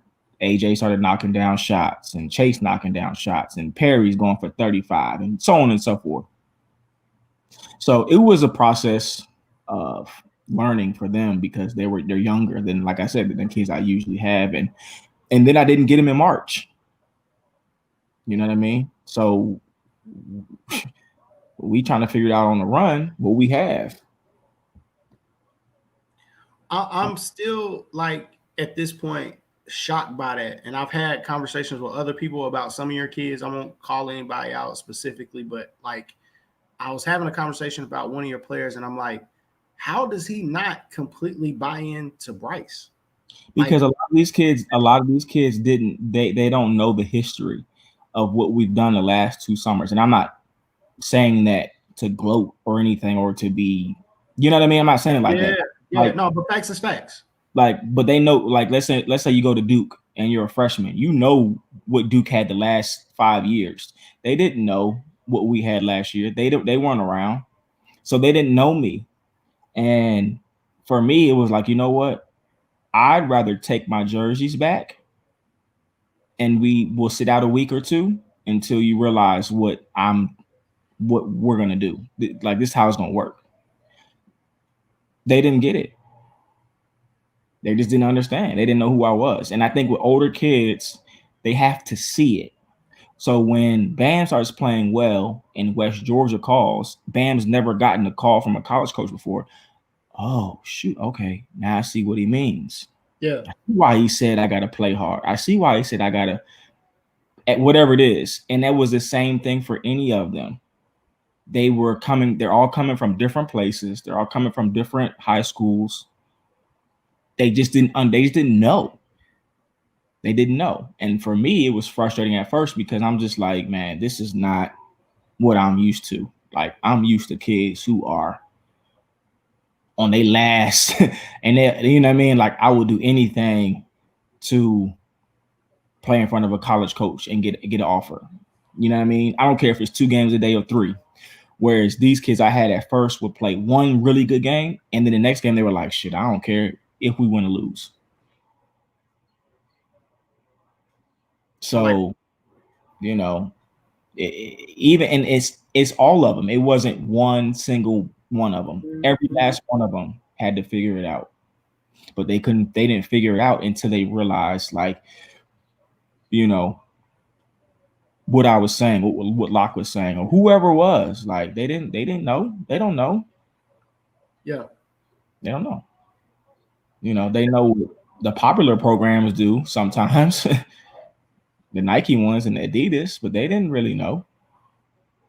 So, Huff, do you ever run into that?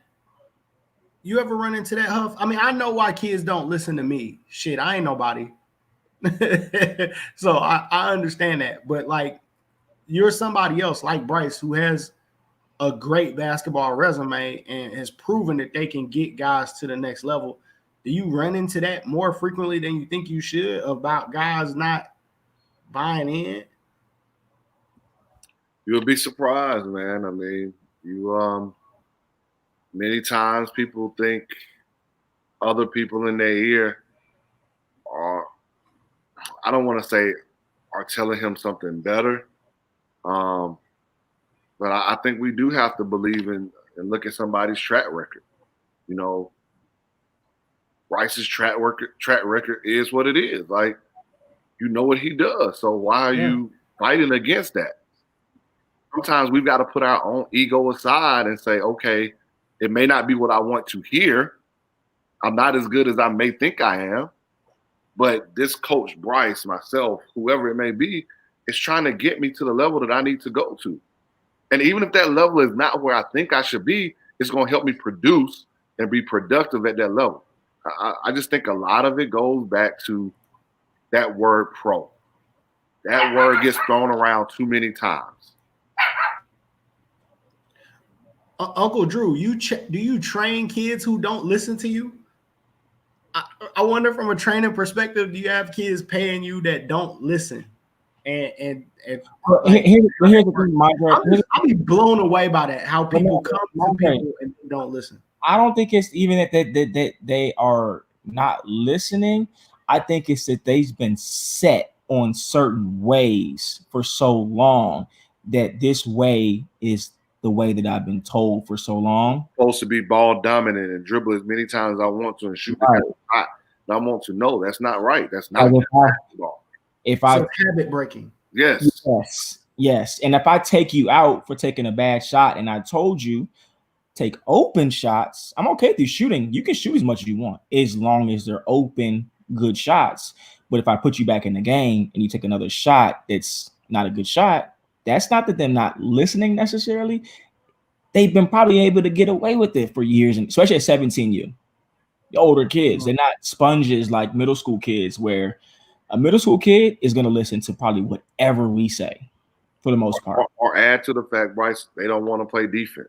They don't want to like especially in AAU, because they feel like they see videos and they score a lot of points, a lot of highlights.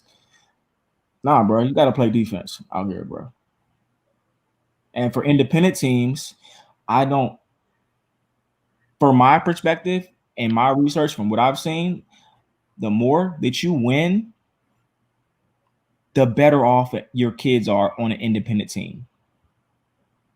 Because you get more exposure, you get more tweets. Now, we don't have to win every game. No, we're going to lose some. But the more that you kids buy in and you play together and you win, oh, shoot, he got a tweet, he got a call, he got a... Right, I'm going to put it even better than you. If one person eats, we all eat. Yeah.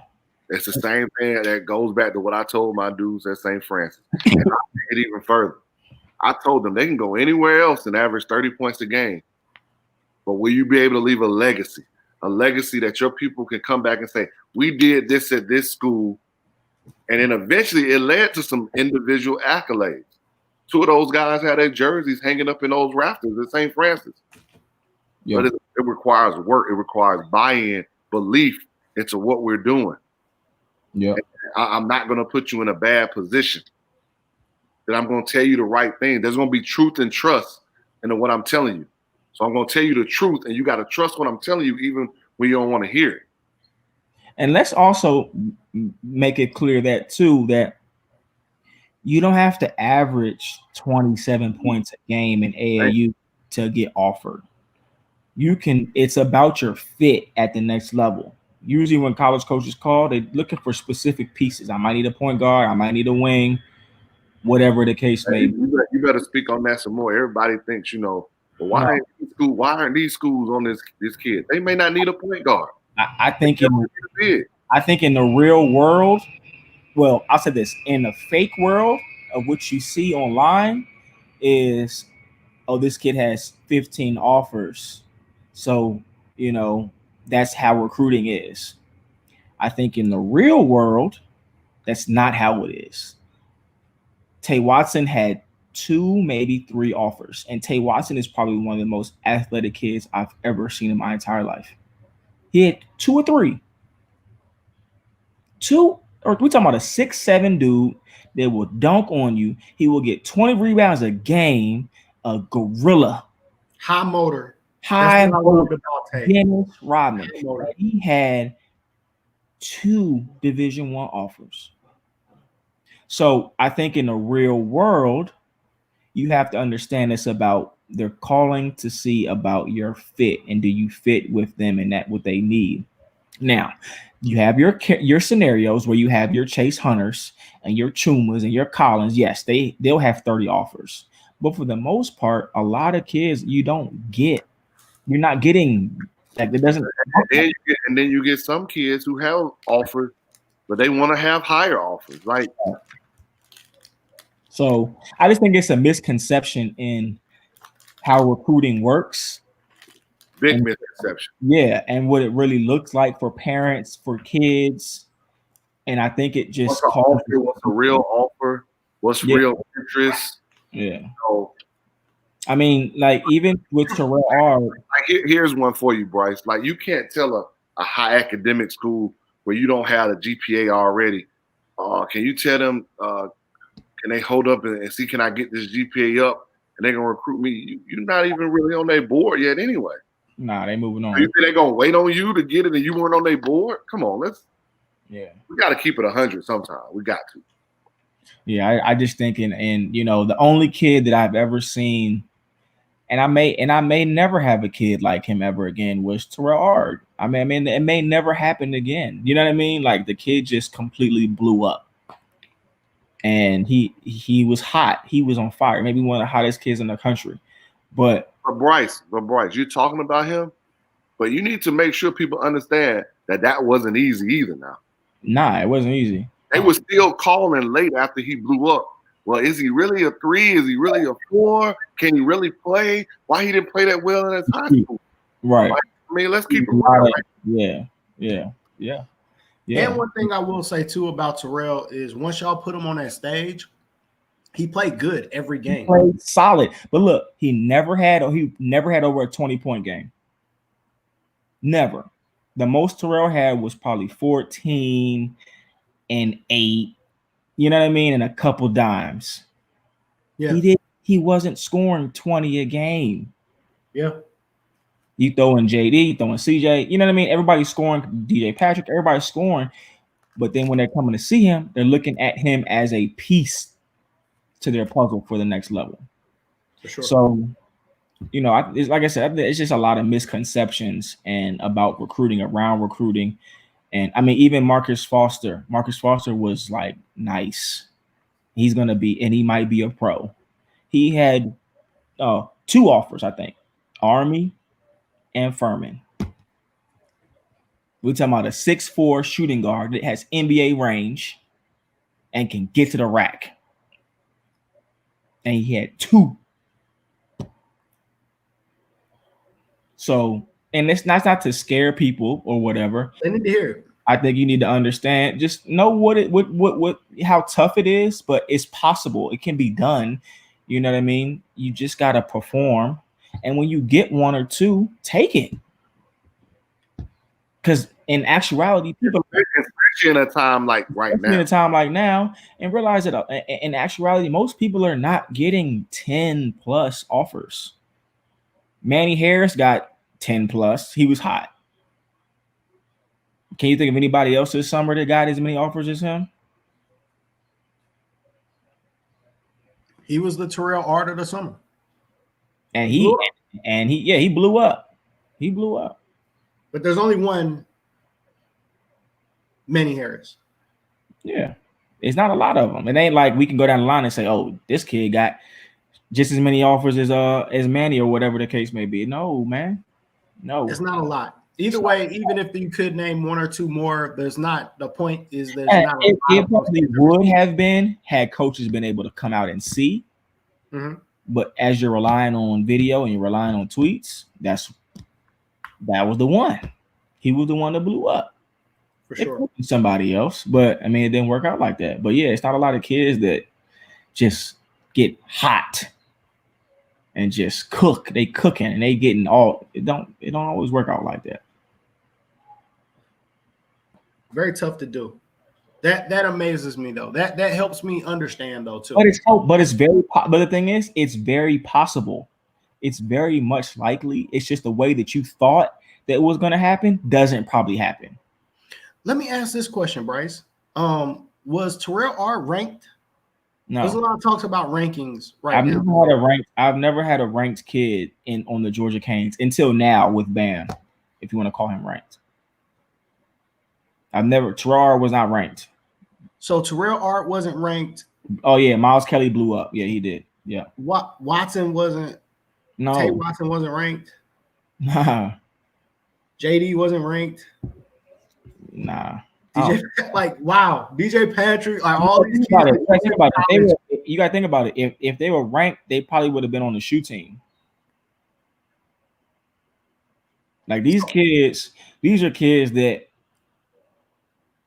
I found that nobody was looking at. You know, Terrell Art has always been a hot name. He played on Stackhouse or whatever like that. He might have been ranked. I don't know, but he didn't have any offers going after his senior year.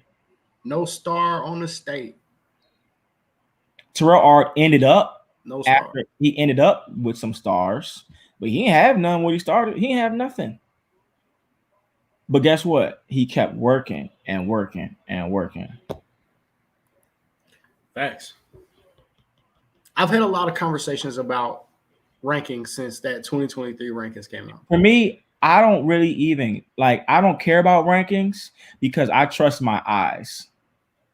And I trust that if I like a kid and I feel like it fits into what we can do, I feel like he has a chance to go to college. I'm not saying he's gonna be Division I. He might be D2. He might be NAIA. Shit, JD was NAIA. We probably gonna have some NAIA kids off this team.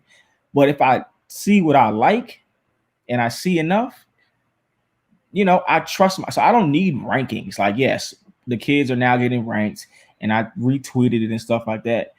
But I really don't necessarily even care for that because kids see that, you know what I mean? And you want them to play together and buy in, but it doesn't matter to me because when you're going to the table and you trying to get kid in school, the number doesn't matter. What matters is what the kid does. You ever have conversations about rankings with coaches? Huff, you too? Nah. Does that ever come up? Zero. Nah, that's for tweets. That's for Twitter. Zero. That's No for the talk about that's for kids. That's really for kids, honestly. And kids can come back years later and say, "Damn, I was ranked so and so in the state." That's for kids. I mean, and in a time like this, with I would challenge y'all to go look at rankings back in 2014, 15, and see what happened to the top 15 kids in Georgia. I think this is an important part because this right here, because I was having the same conversation. Them stars matter. Kentucky not recruiting no star kids. No. Here's the thing. There's a difference, though. It's a difference. It's your purpose. Depending on your purpose. If your purpose is to send kids to high majors, and you can get those kids, then yes, the stars matter. Being an ESPN top 100 matters. Yes. But when your purpose is, I know my purpose. I know that I'm probably going to get some kids that, are loose hanging off the tree or whatever. They kind of got slept on or overlooked or whatever. I know that rankings doesn't matter for their case. It's about them fitting in and playing well. But yes. And we gotta be realistic, right? Like, if you don't have high major athleticism, 9 times out of 10, 99 times out of 100, you're not high major. You're probably not. You gotta be athletic, you gotta be the right size, and you gotta have the skill set. 100%. You gotta check some boxes, man. Like, I was having a conversation with a few, like 3 or 4 of my parents, and I said that same statement. Rankings only matter if you want to be a McDonald's All-American and you want to go to Duke, Kansas, Arizona, and you want somebody to give you $600,000 to come to their school. If you want a bag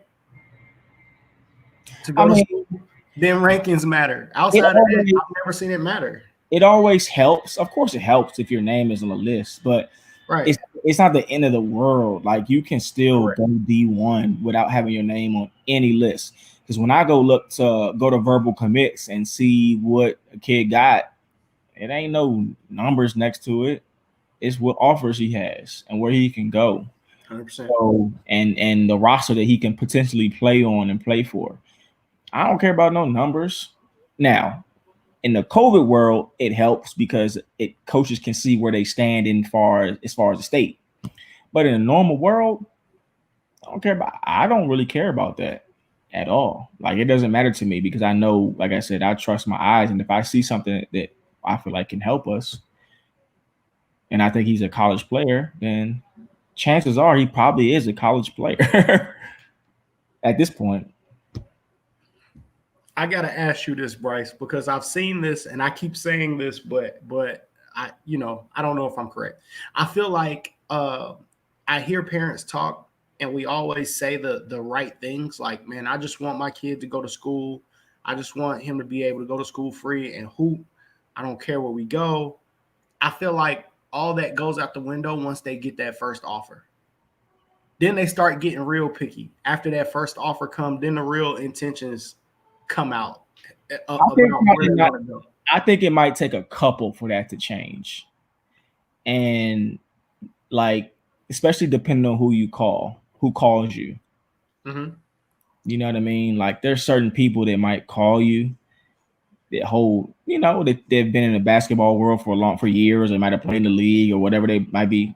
You know what I mean? I think it depends on, like, 1, it may not change, but let's say you at 3 to 5, then you start fit like, oh, bro, I ain't in no rush. I'm good. You know what I mean? I can chill. I think I might want to go mid-major. I'm going to just wait it out. I might want to go high major next day. I'm going to wait it out. You know what I mean? So you have more leeway. Like, you can chill. So 1 offer is, nah, that ain't. But if you get a kid that start getting in at 3, 4, 5, the conversation will start to become different because they hot. They hot now. Their phone ringing every day. Is that smart? It depends on it depends on the kid. And I think, and like I said, for me, I use my tools and I use the internet all the time. So if I know a kid has offer or whatever and he wants to go somewhere, I go on verbal commits and look at their situation and see. You know what I mean? Like do my homework. For a kid like Terrell Ard, he was 6'8" and 215 and could put the ball on the floor. He could damn near do what he wanted to do. At a certain point, the dude, like, man, I really don't think I want to pick up the phone today. He ain't had to pick up the phone. Now, if it's a kid that's like 6'1", he might got one offer. Now, I'll give you another kid. Remember Messiah, who's at Campbell? Yes. Messiah was extremely good point guard. I think his only offer, very good. I think his only offer was Campbell. I think his only offer was Campbell. And you pick up, you take it. You know what I mean? Like it just depends on who the kid is. It just depends on who you are. It depends on who you are. It's a lot of kids that ain't Messiah. No, Messiah on the Campbell offer was different, and he had one. Of course, he was a little bit shorter and smaller, but you know, like I said, I think it depends on who you are, man. And like RJ Nord probably could have waited. You know what I mean? He probably had some stuff he could have waited or whatever. It just depends on who you are. I think it helps if you're a bigger, like if I'm a bigger kid, like if I'm 6'7", 6'8", 6'9", I probably can. And if I got some in my back pocket, I probably can chill. I think that's a great fit for RJ though. Oh nah, yeah, that's a great. I think that's a great fit. Nah, Elon's a perfect fit. I was just saying in terms of he probably had some other things on the table too, but nah, Elon's perfect. For sure. Yeah, for sure. Yeah, Elon's perfect for him. But for me, like I don't care what level it is. Like for example, NYU called me, and we know what NYU is academically. Yes. So if I go to a kid and I say, "Hey, bro, NYU just called me," they might text you. If it were me, I take it because I mean, Bryce, that goes back to we got to start looking at our kids for more than what's going to happen the next 4 years, but what's going to happen in the next 40 years. Yeah. Like, you know, don't send a kid to a place that don't have a major that he wants to major in. That's stupid. That ain't letting that kid develop into what he's called to be. You just send him there because you think he can play basketball. What happens if the basketball stop bouncing before we think it should? I'm going to bet on myself, coach. On, I bet on yourself they ain't even got your major, bro. Oh, man. I heard about that NYU phone call. I would have committed so fast. Well, I mean, they, you know, of course, you got to go through the recruiting and they got to offer you and stuff like that or whatever the case may be. Jared Goffrey was a kid.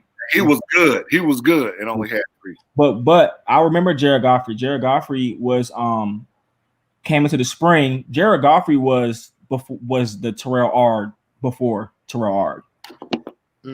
And of course he's not as big and stuff, but he was shooting the lights out in the spring on the radar. McEachern, I remember watching it. He was getting it done, dunking the ball, so on and so forth. I think the biggest problem we're going to have right now could be the fact that we don't know what spring looks like for a kid who decides to wait. Is there a guarantee that college coaches will be out there? And there's no guarantee for that. So we talking about, I'm going to bet on myself. In normal circumstances, bro, let's go. We're going to bet on yourself. Let's wait till the spring. I don't know if I'm comfortable with just waiting right now. If you have substantial real offers out there at places you can see yourself playing at to try to see if you can get something better, I don't know, because the ones you think you have right now probably won't be there in the spring. Yeah. There are people coming off the board left and right. Yeah, they come off the board.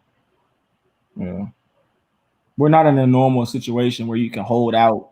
So I think parents and players got to really they got to look at this thing a little bit differently. There might be a few kids that can hold out, but you got to be very good to hold out. You better have size. You better be 6'7". You got to be big. You're gonna have to be big. You're not gonna be you most likely gonna have to be a 3, 4, 5. Right now that I'm talking to, they're finished with their 2021 class. Yeah. So what are you waiting on? Somebody to transfer after this year? That's tough. I think that's usually what happens. Somebody drops off, somebody transfers, or whatever the case may be, and they need. Here's my thing. I'm going to go back to this, and that's all well and good, except if the one-time transfer passes. Which so for you as a high school player, or they going to wait for the one-time transfer, the fifth-year transfer, the JUCO kid, since JUCO's starting in January, unless the colleges can't get back out to February, most are done. And they giving all these kids waivers to clearing all these kids too. So if there's any coach listening or parent, you better take everything into consideration trying to figure out what you're going to do with your son or daughter for that matter.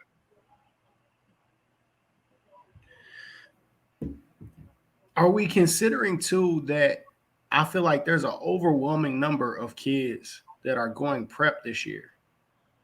More than I feel like I've seen before. Maybe I'm overblowing it, but I think that's part of what's going on. I mean, I think maybe you may have an influx of kids going JUCO if they don't get what they want to have. I think that could be they could be the benefactors of what's going on, to be honest. I think 2021 and 2022 recruiting is going to be impacted more than what we think. Media, they don't know what NAIA is. They don't respect the game of NAIA. I don't think there's been more post-grad kids this year than any other kid. In my opinion, I think it's been kind of the same to me.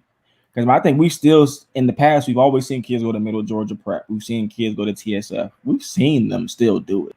So I don't know if it's prep schools popping up in Atlanta. Yeah. I ain't speaking on that.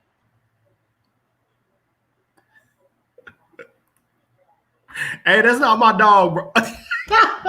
Hey, so look, I'm gonna tell y'all a funny story before we get out of here, bro. So we have Brad, though. That was your dog with Brad. That was my dog with Brad. I don't know if everybody knows what happened. So last week we have Brad on the podcast, man, and we're in the middle of a show. My dog has been sick all day, right? My dog, who is in the office with me, who's not in the office with me now, by the way, but was last week when we were doing a podcast, takes a giant shit in the middle of my office, in the middle of the podcast. So if y'all watching the podcast last week and y'all was like, what the hell's wrong with Dre? I'm watching my dog shit all over my office in the middle of the podcast, and I'm trying to text my son, I'm trying to text everybody in the house, like, to come get this dog.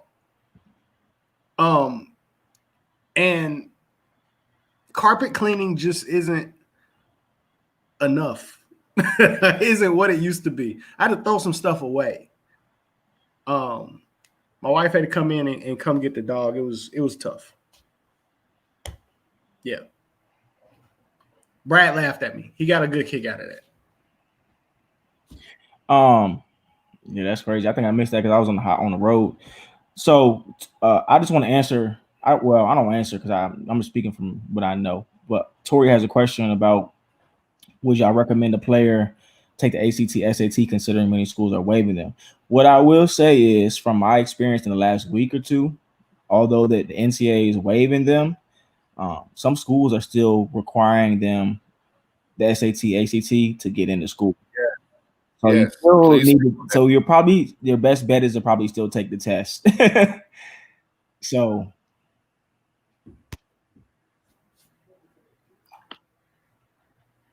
it's just because you have a 2.5 don't mean that 2.5 and get into every school that's recruiting you.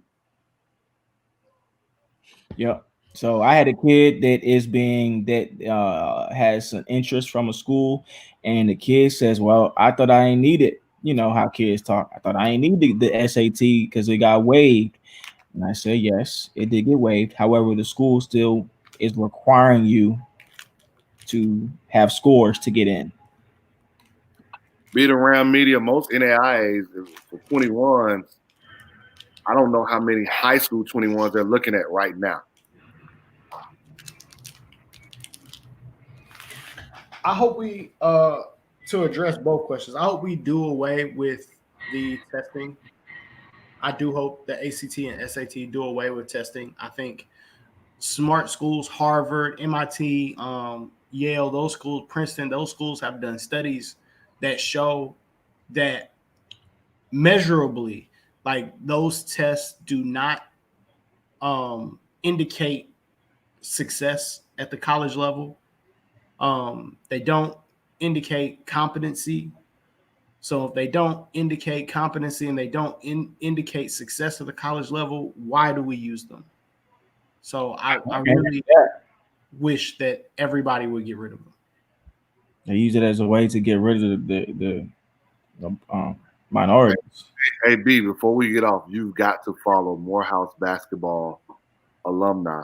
I've been seeing that pop up. I'm going to follow it right now. Hey, man, the stories they telling on them, man. Woo. You're getting some great laughs out of that. So, man, I'm still not heavy on Instagram yet. Am I really missing the wave? Yeah, bro. But it's too late. Just stick with Facebook, my guy. No, come on now. Hey, B, don't do me like that. I'm a Twitter guy through and through. Twitter and IG are two different things. You got to see some pictures, bro. You got to see the action, bro. Twitter is for more of your thoughts. Yeah, bro. Yeah, Twitter's all your thoughts, bro. Instagram, you going to get that action, bro. You got to get that action, bro. Y'all send me some follows. I'm about to follow this Morehouse basketball alumni right now. They playing at Archer Hall. Oh, before we go, man, I do want to show some love, proper paying respects to John Thompson, legend. Respect. It's crazy. We all grew up in different places, but it was crazy to see how many people when John Thompson passed was like, yo, I was growing up thinking that Georgetown was an HBCU because of John Thompson. I was one of those kids as well. Like, I didn't realize what type of school Georgetown was until I was an adult. Don't go to DC and say that. Right. Please don't. I had no idea what type of school Georgetown was until I was an adult. It is not an HBCU at all. Not even close. Not close. It's not indicative. The basketball team is not indicative of what the school is like. They don't know Victor Page, Jerome Williams, Junkyard Dog, AI.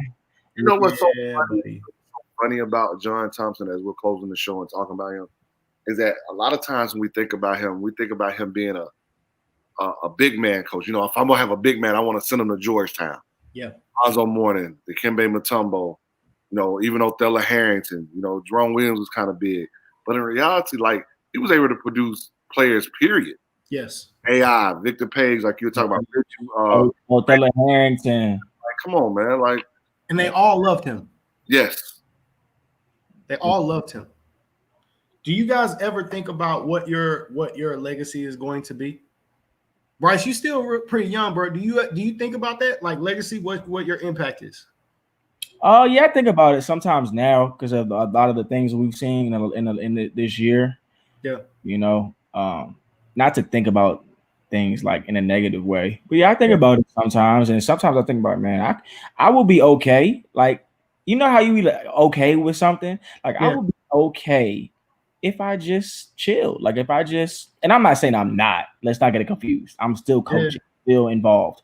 Yeah. If for some reason I'm just like, I think I'm just like chill and just watch, I would be okay. Like I would feel, you know what I mean? Like I would feel comfortable with my skin saying, hey man, like I can watch Madison Durr play, or I can, you know, I can enjoy and have these conversations with these kids or whoever it is, parents, and be okay with it. Like, you're saying if it all ended today, if I decided I didn't want to coach, or if I decided I wanted to take a break, or I just wanted to sit back for a minute and watch, I would be okay with, you know what I mean? Like I would, like almost like when you retire, like when Kobe retires, like I'm done. Like I could be done with it and not have no issues. So, like I said, I'm not doing that. But sometimes I think about it, like if I did that, would I be okay with it? And I think that I would be okay. Like I feel like I've done you know, I've used my skill and what I've been given to help somebody else. And if I decide to not do it anymore, I wouldn't feel bad about it. So maybe if that explain, maybe if that helps, you know what I mean? Like, yeah. Huff, you think about that? I think for me, I mean, I think about it, but I think for me, this statement kind of sums it up for me. Basketball is what I do, but it's not who I am. Mm. So I was having some interesting conversations, like being a Louisville kid. Wade Houston is like sacred ground. You know what I mean? And I didn't realize that there are so many people outside of Louisville who knew and respected him. Right? Like talking to CY and CY telling me Wade Houston stories. And I was talking to Big West, and he, you know, from Pensacola, Florida, grew up playing high school ball in Columbus, Georgia. And he's telling me how bad he wanted Wade Houston to offer him and how they looked up to Wade Houston as like Black Jesus is what the term that was thrown around. And I was like, damn, you know, he was an assistant coach. He wasn't the head coach at Louisville. He was the assistant coach. And that your title, it hit me that, damn, your title doesn't necessarily determine what your impact is. Like I look at the lives you change. Kenny Payne is the same way now. Kenny Payne, same way. Very respected man. So I thought about Bryce, you in that moment too, that like how many lives you changed without being a college head coach or a high school head coach. Like you sent kids who may be the first person in their family to go to college, man. Yeah. Because I mean, and for a long time, my goal has always been to be a college coach. Man, I gotta be a college coach. That's all, like for years and years. And then not like recently, probably in the last 6 months, I've been like, you know what? Sometimes maybe this is what was made. Maybe this was for me. You know what I mean? And when I'm done with it, I'm done with it. And that's what it is. Because maybe, sometimes when you force things, it ain't meant to be. And that's why I've been thinking about like, man, that might not be my route. Like that might not be for me. And I'm affecting or helping just as many, if not more people this way. So I've had all these thoughts and conversations like, if I just stop, would I be happy? Because we know what AAU is like. We know what high school is like. You get tired. You get drained. You're away from your people. You're away from your family. You are gone all day. And I have been doing that for a long, long time. Yes. So it's like, man, maybe I should take a break and enjoy my weekends for a long time. Would I be okay with that? You know what I mean? So I have those conversations with myself in my own head. And like, man, I think I don't know if high school coaches feel that way, Bryce, but I know at the end of every AAU season, it will make you reflect in that way. Like, I mean, I think high school coaches are tired too, because high school coaches got to teach. They got to manage the program. They got to be the last one out the door. It's long days. And when you're coaching, period, like it's long days. Yeah. And it's not a significant amount of money. Your reward that you're getting is helping people get to the next level. So in my mind, I'm like, well, shit, I feel like I've helped plenty of people. And I'm not, and it's not like a tooting my own horn. It's like, well, shit, like I could be okay with, like, I had my run. You know what I mean? Like I had my run. I can relax. I can chill. So I've had those thoughts. That don't mean I'm going to do it, but I think about stuff like that. Yes. I want to get to Brad's question. I think it's important, but I've been telling myself here lately that I want to coach basketball until I go to a wedding of a player that I've coached. Like that's my goal. I want to be invited to one of my players. That's a long time, Andre. Wedding or I'm gonna use this example. Coach it to when you went to the club and you realized it was time for you to get out the club. Andre understands. Oh, it's been time for me to get out. Yeah, it's been time for me. Yeah. Hey, you remember that exact moment when you didn't want to in the club, like it wasn't fun anymore. It doesn't appeal to you anymore. When that happens, that's probably when you need to stop. I will feel great. I guess I shouldn't say I want to coach until I attend a wedding. I would feel like I did my job the right way. If I'm getting invited to baby showers and weddings and stuff like that, I feel like I did my job the right way. Well, I'd be out already if I was doing that, man. I mean, I think it depends on the person. Like if that's Did you cry at the wedding, Huff? I didn't, but I mean, I feel like I would. I feel like I would cry like a baby when one of my players got married, bro. Yeah, I think it just depends on the person. You know what I mean? Like if that's what you want to get out of it. Like what I wanted to get out of it was when I like networking. You know what I mean? So yeah, that's what I wanted to get out of it.